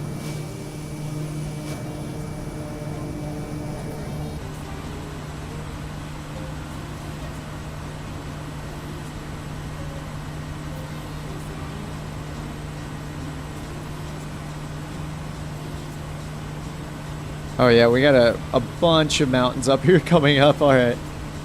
I don't know if we have a choice. I think we might have to climb at least up through this section. You're staying in the valleys? I'm down. Yeah, that sounds good. Yeah. Oh, it looks like it rises over there though. Yeah, I think you're going to have to get up eventually. We'll see. You will see, I mean.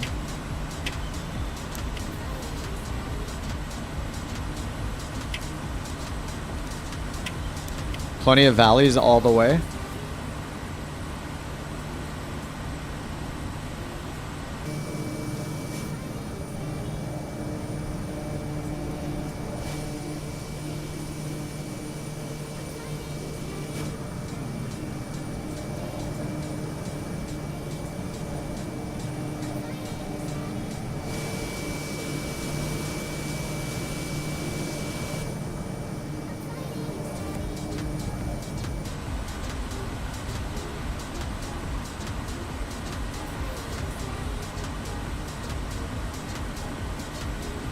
Lots of weaving. Hey, that sounds pretty fun.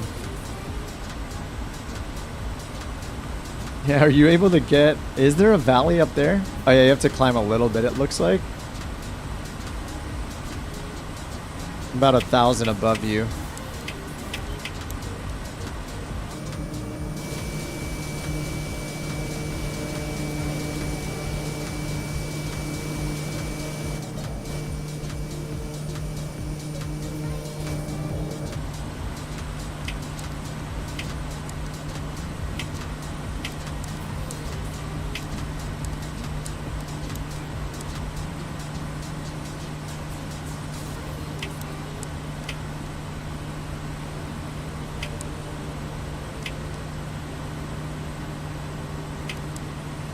The gusts are just kind of really fun, actually.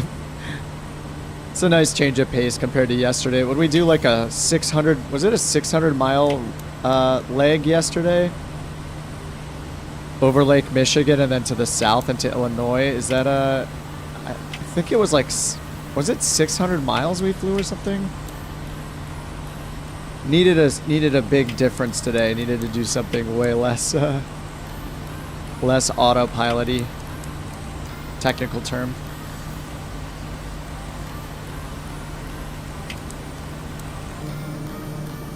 Oh, that's awesome.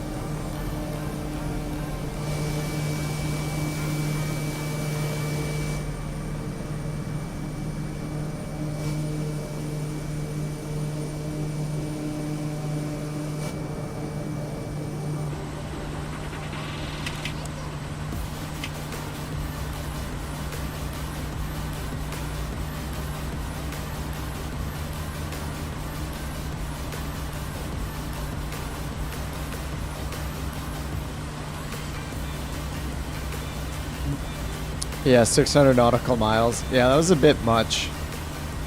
That was a bit much. That's a TB. It felt like a TBM long haul. I know it can go like double that, right? I think it can go like over 1,000. I did 2 more last night after that. Yeah, I did one in the CJ4. And then I did one in the Honda Jet. Did the Honda Jet into JFK.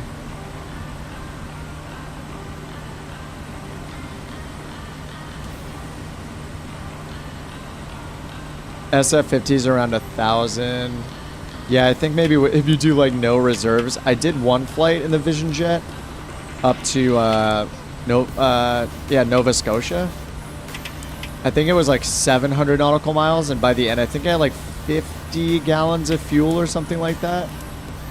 I had to take no reserves and no alternate fuel, like no extra fuel. But yeah, I got there. It was fine. It's like 700 miles is pretty nuts. I just used time acceleration, of course, for the cruise portion.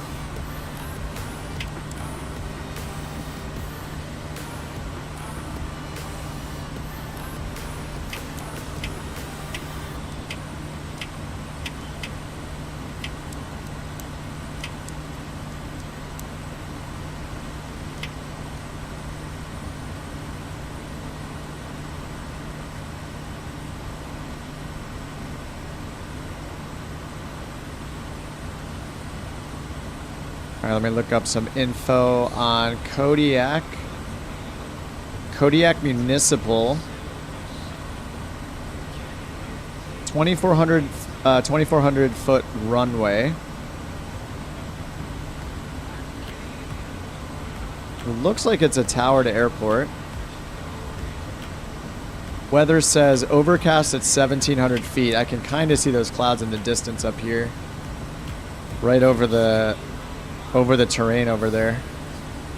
We'll see. I think the last one said it would be overcast, and we didn't really run into it. And winds are 050 at 9 knots.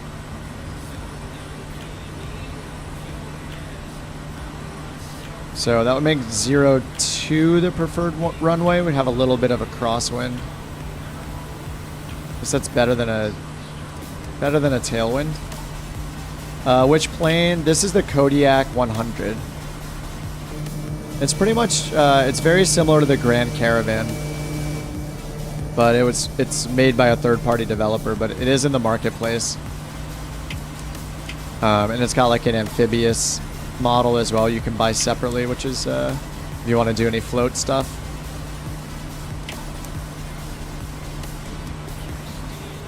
Yeah, very similar to the Grand Caravan. They both have G1000s as well. Alright, so I think runway 02 seems like that'll be the best one for us.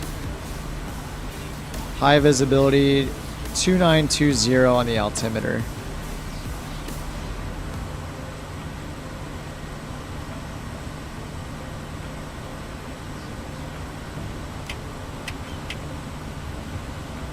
You don't like water landings? I don't do it too much. I think it's fun. Like, it's really awesome when you get into the middle of nowhere and you can put it down wherever you want. It's kind of nice. But I don't do it too often myself. It's nice to have the option, though. Especially if you're doing on-air company and you want to make a fishing camp.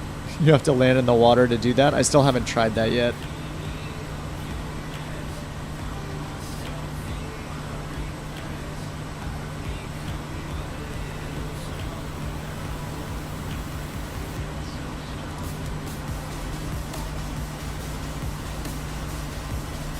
Josh, did you land over there?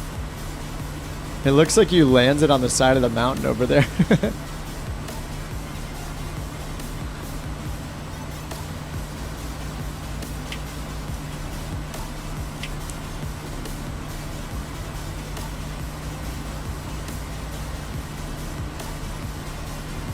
Oh, he went up a foot. Oh, you're just in the valleys. Oh, your altitude was not moving for like 30 seconds. I was like, oh, did he land on that mountainside?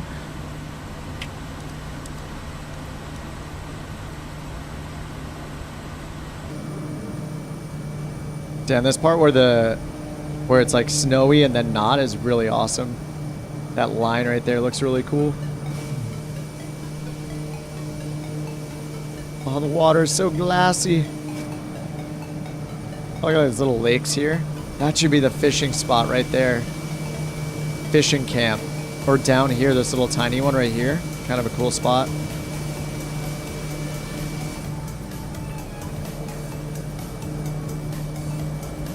Where do you get these planes from? The Kodiak is in the marketplace.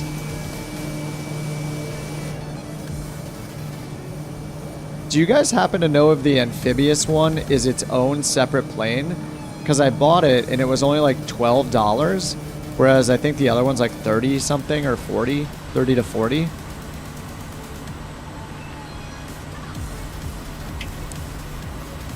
Do you have to own the regular Kodiak in order to buy the amphibious one on top of it, or are they separate? Because it would be kind of weird if you could buy the amphibious version for 10 bucks and the wheels version for like 35, 40 bucks, whatever it is. I think some people would just opt to buy the amphibious one and just fly it as if it's a land plane. If you buy it outside of the marketplace, you get a discount. I mean, even in the marketplace, it was listed as $11 or something like that. I just picked it up from the marketplace. Yeah, they're two separate planes. So you're saying, but you can just buy the amphibious model on the marketplace on its own, right? Standalone, I think. It seems that way. Because I read the description. It didn't say anything about needing the base one first, so I think you can just buy it separately. Kind of surprising. Oh, is this an actual airport? Oh, this is an airport up here. ORI. Is that where you're at, Endgame? Looks like there was probably an actual runway there. Yeah, let me look up the info here. 2,200 foot runway. It says Port Lions. Yeah, looks like you're landing there. So we got runway 07 and 25. So 07 is... Whoa, 07 is a bearing of 057. That doesn't seem right.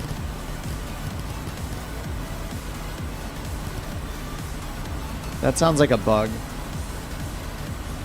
25 is at 237.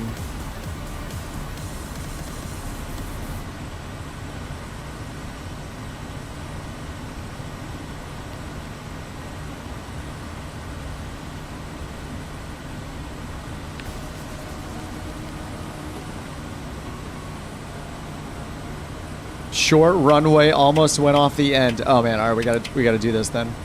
We definitely have to try this. It says it's 2,200 feet, supposedly. Come in from the water side if you're gonna land. Definitely have to try it.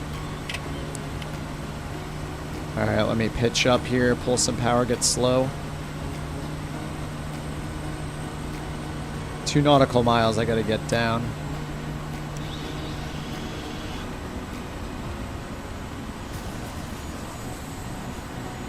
My cameras, there we go. So we need to make a left-hand turn around is what you're saying?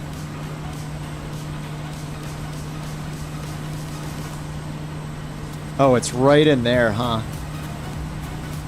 Swing around from the right then. All right, let's give this a shot.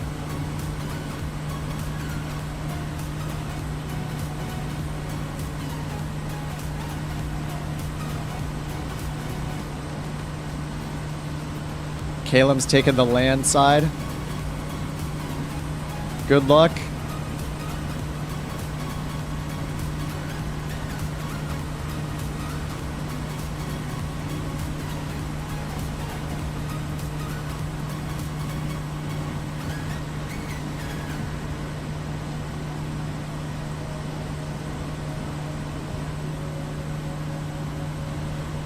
Oh, what? The dog is in. Oh my god, the dog is here. What?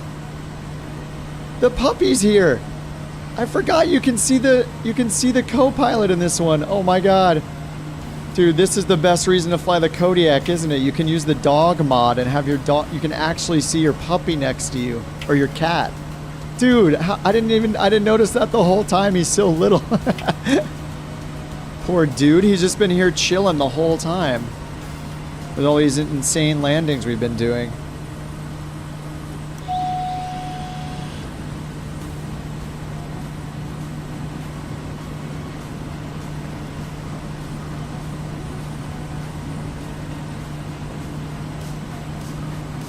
Give him some water. Airfield has parking and fuel. Nice. I haven't even checked my fuel once since we've been flying. Full FBO in the middle of nowhere. Beautiful.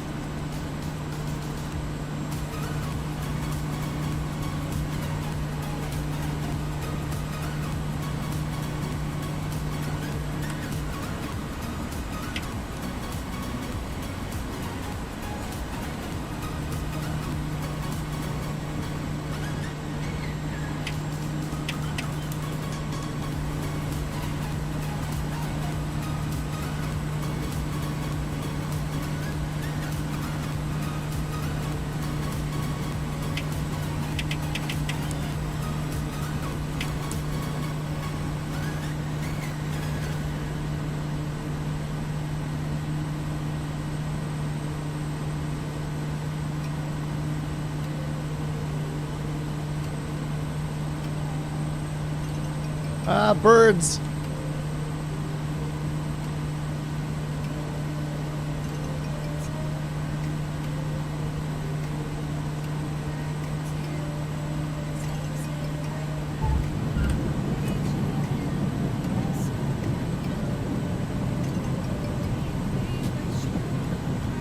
There's a fuel thing right here, huh? Gotta wait in line, deuces first. Beta mode, highly recommended.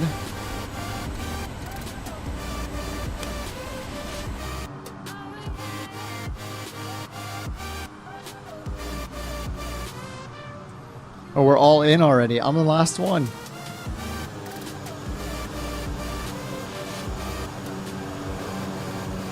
It's good to have a companion. This airport is... Let me look up the code again. Is it DRI? Oh, ORI. Oscar Romeo India. All right, that is actually the second to last airport. So now we just have Kodiak. And it's pretty close, like 20 miles away. There's a couple of waypoints that the flight plan has us going around the east side here where this island is. And then coming from the south, I guess. And it looks like it's got a west-facing runway, like a 270.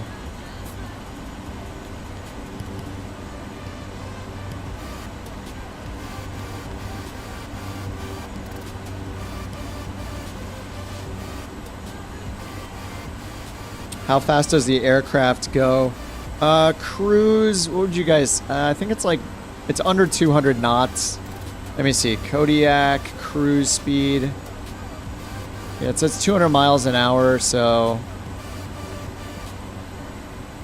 Max cruise speed, 175 knots. True airspeed, 175. Takeoff distance is only 934 feet, though. Yeah, I mean, this plane's really... It's a really good... It's very comparable or comparable to the 208, the Grand Caravan.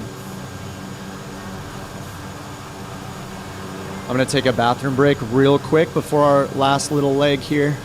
Be right back.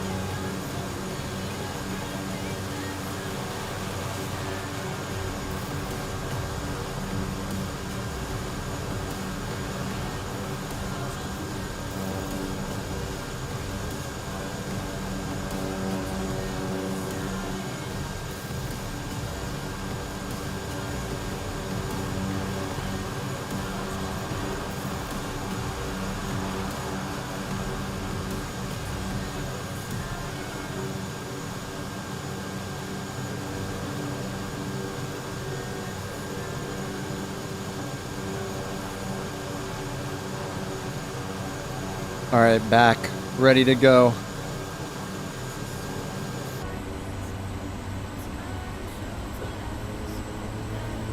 Any of you guys actually fuel up over here? I think Deuce fueled up.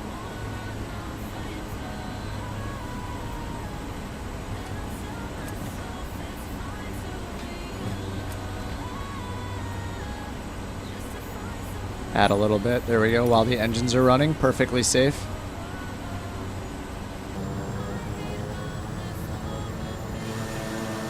Oh, is that an SR-22? Yes. Everybody ready to roll? Let's make our way over to Kodiak. We're gonna go to the like northeast part of the island first.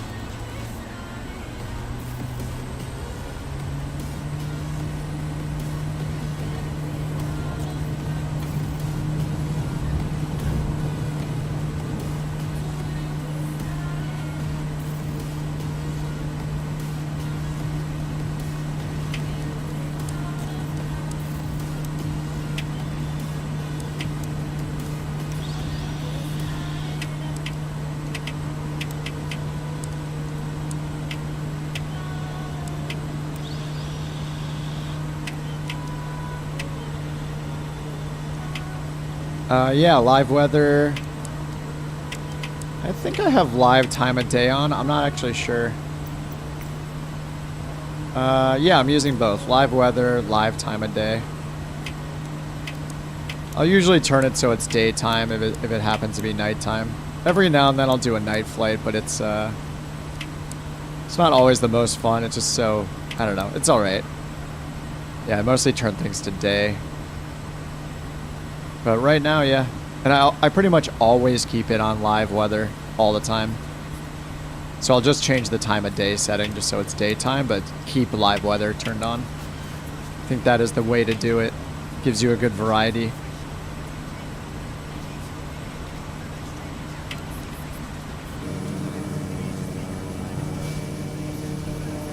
Look at all of us. Look at this group. Maybe I'll try to get in before you guys. Like, I'll keep the pedal to the metal and try to get in so I can catch you guys landing as you're coming in. I feel like I haven't caught most of your landings today.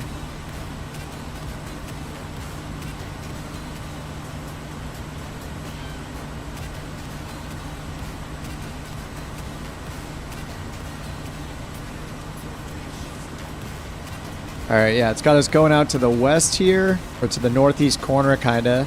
In between this island and then like the main part of the island, I guess. I don't know what you call it. They're just all kind of islands anyway. This is like one big island. I think it's just called Kodiak Island. And then once we swing south, there's kind of this other little island here. I guess we'll need to swing to the right, stay on to the east side of the airport, and then line up for what it looks like it's just runway 27. It's very close. And let me check the weather and all that stuff. Okay, it says it's runway 20, bearing 200. I think it might not actually know. And is it PAKD? Oh, it's PADQ, that's why. There's Kodiak Municipal, and then there's another one a little south of there. There's PAKD, and then below that, PADQ. So we're going to PADQ. And it says runway 01 and runway 26. It's actually got 4 runways.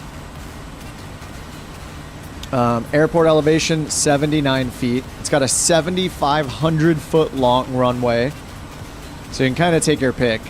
Winds are best for runway 01 or 08, actually. So you'll get a tailwind if you do the south or the west facing runways. So you want kind of a north facing runway. 01 or 08. 01 is a 5,000 foot runway. 08 is 7,500 feet. And it says it's overcast. It's 1,700 feet AGL.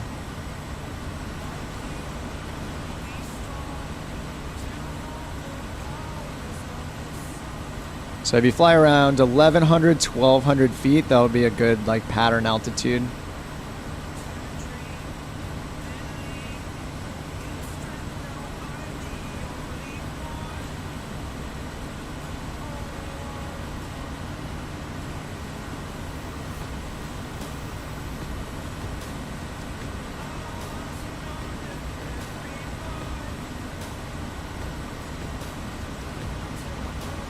Dongle. What? Dongle?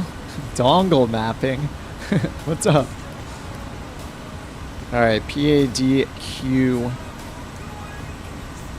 It's going to be our final stop. Dealer's choice. Pick your runway. North-facing runway seems like the best idea for wind, but I think it's also... yeah, I guess you could fly around the south and then do runway 01. Seems decent. Donegal. Got it.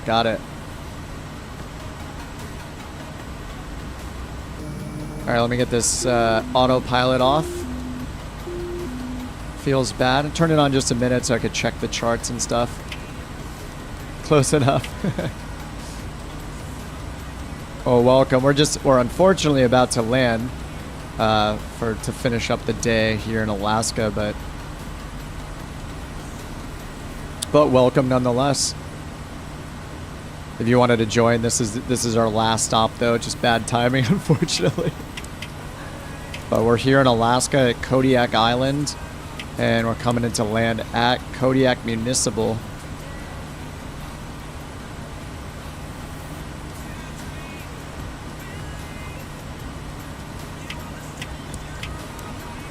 Sounds like a pretty big airport. I don't know, 7,500 foot runway and another 5,000 foot runway.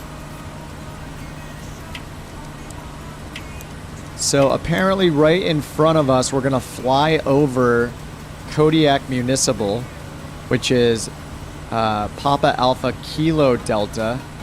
But we're going to continue down the coast to the southwest.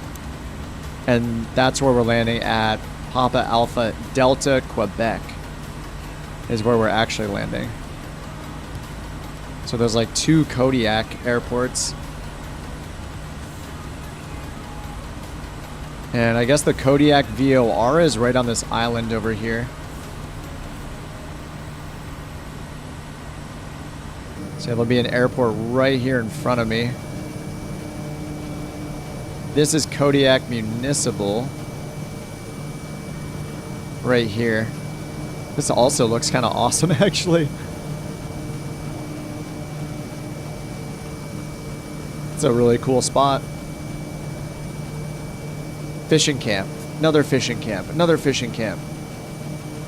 Get those on-air credits going. Alright, now we just keep following this.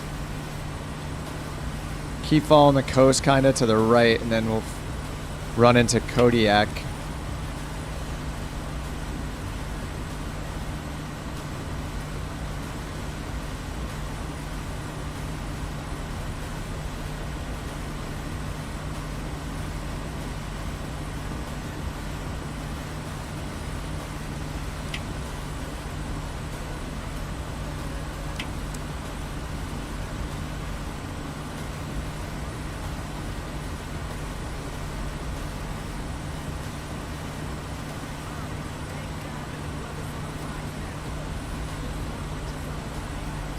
Alright, it's right in front of me. Actually, I'm just going to land on this south-facing runway, I guess. But we'll have a bit of a tailwind if you don't want to turn around. Maybe I can get down fast enough so I can get you guys, watch you guys land.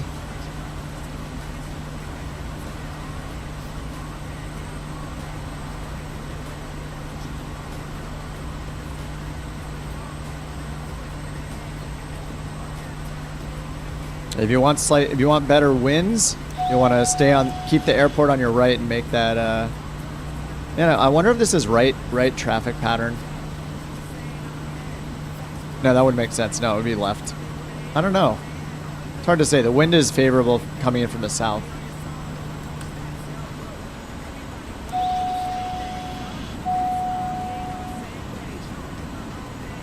This is the 5,000 foot runway, and the one that's crossing is 7,000 feet.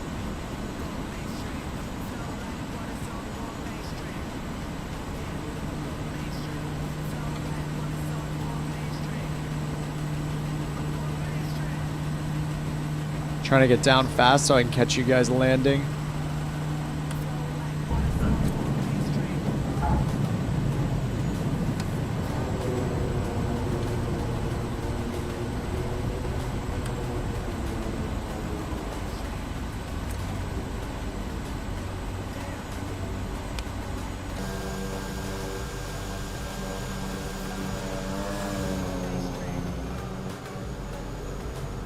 Yes, I got down in time. Nice. Nice and smooth, the raccoon. Oh, that livery is sweet. What the heck? Is that one of the default ones? No, I don't think so. Is that Kenmore Air? Oh, Callum took the long runway. SR, is that the SR-22? Beautiful. Beautiful. It's like Enon's going for a... He's going for a midfield landing. Oh, he's coming. This will work out. You got 7,000 feet. You got it. I believe. Oh, wait, that's the end of the runway. Never mind. You don't have it. Oh, you do have it. I don't know. He's just circling. Superjet 9,000 and then 172 coming in. Boop. Little boop. See, I see Mill over there still. Wait, what the heck? What? What just... He's doing a wheelie. What the heck? What is going on?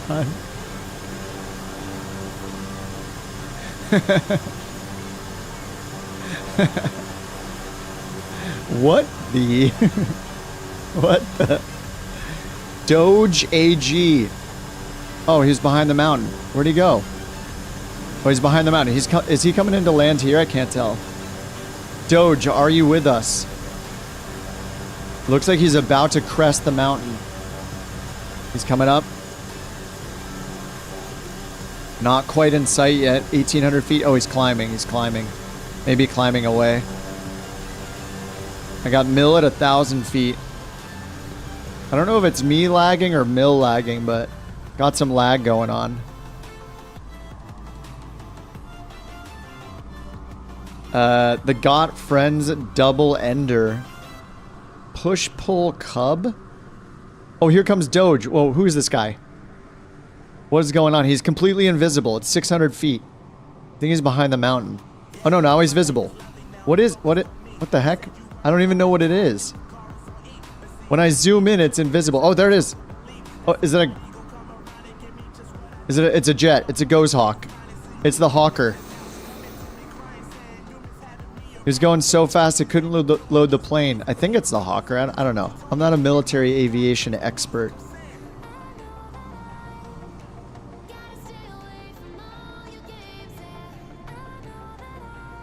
Is that a free one there, Enon? Maybe I'll have to grab that if you're going to keep flying that.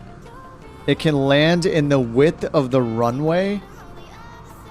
All right, Pry Fly is coming in.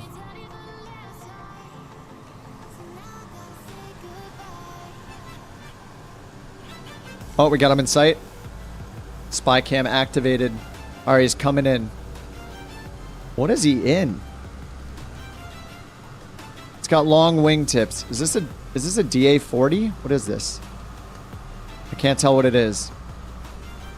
I'm too dumb to know exactly what it is right off the bat. It's got the gear up still.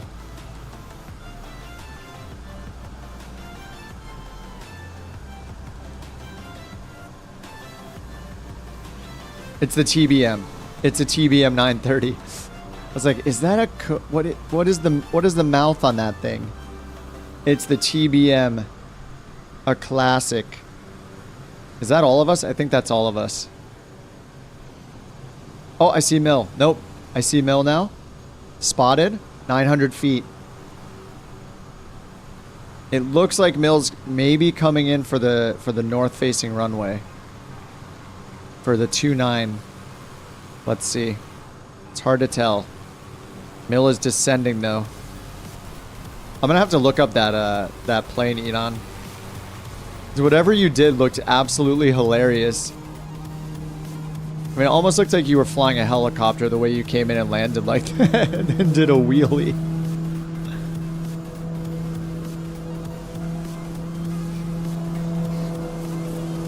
We got a Kodiak floats taking off.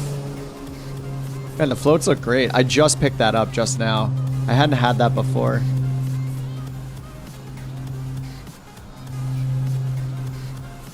Alright, Mill is kind of in sight.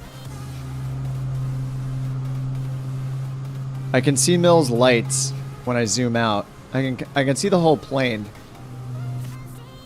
But only at a distance. The camera needs a lens upgrade or something. Alright, there we go. Got him in sight. Alright, looks like either a Kodiak or a Grand Caravan. I'm not smart enough to tell the difference yet. Uh-oh. Oh yeah, there's another runway over here. I forgot about, what is that, 2-6?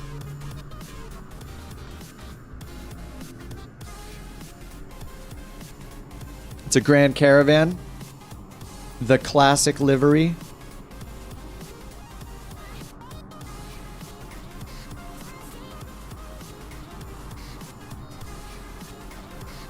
Boop.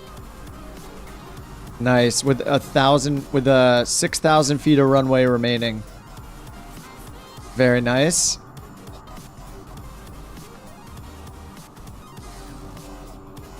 Oh, Superjet 0009 is still coming in. Oh, see him in the distance. He's in a 747. Superjet 0009er coming in. 3,200 feet lined up for runway 19er. You can see the smoke coming from the cockpit window as he smokes 4 cigarettes at once with this brave maneuver. He's diving. He's just straight nose down. All right, he's coming in 1,900 feet. And he's got 5,000 feet to work with. I think that's plenty.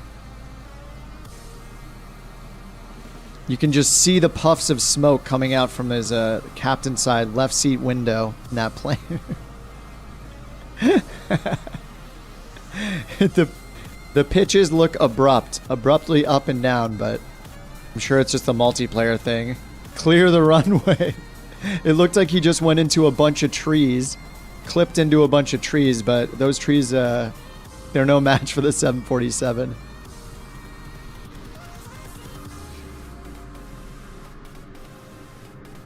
Wait, is he landing in the trees? He just took off a few more treetops, it looked like.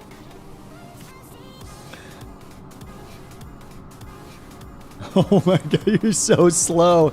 Is he stalling? We can't tell. He's coming in for the grass landing, maybe? Oh, lining it up at the last second. Oh, nice. Nice. He's down. Plenty of runway, I think. Uh-oh. Oh, no. Oh, no. He's drifting. He's off. He's out of here. He's out of here like the smoke monster from Lost, into the woods. Never to be seen again until next episode. Water landing. Beautiful.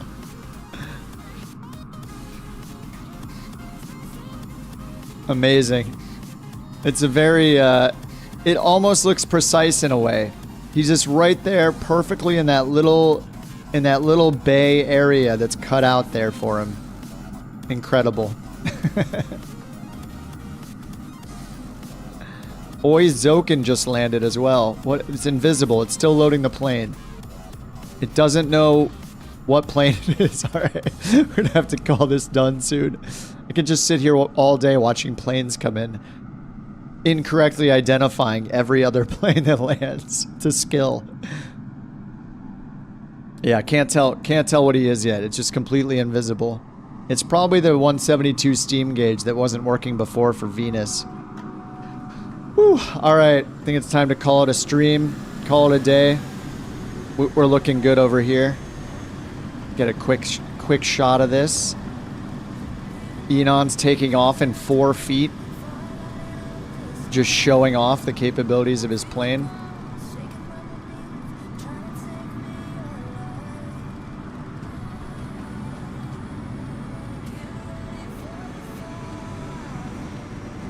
This is a pretty sweet location though. You gotta like it. Looks beautiful.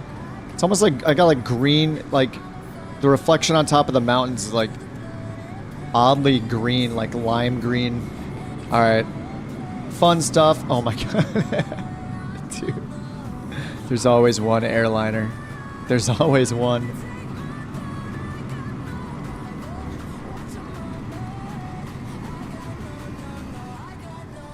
Alright guys, good flights, that was fun. Got a little Canada, we got some British Columbia action, we got some Alaska action, it was good. Nice change of pace compared to yesterday.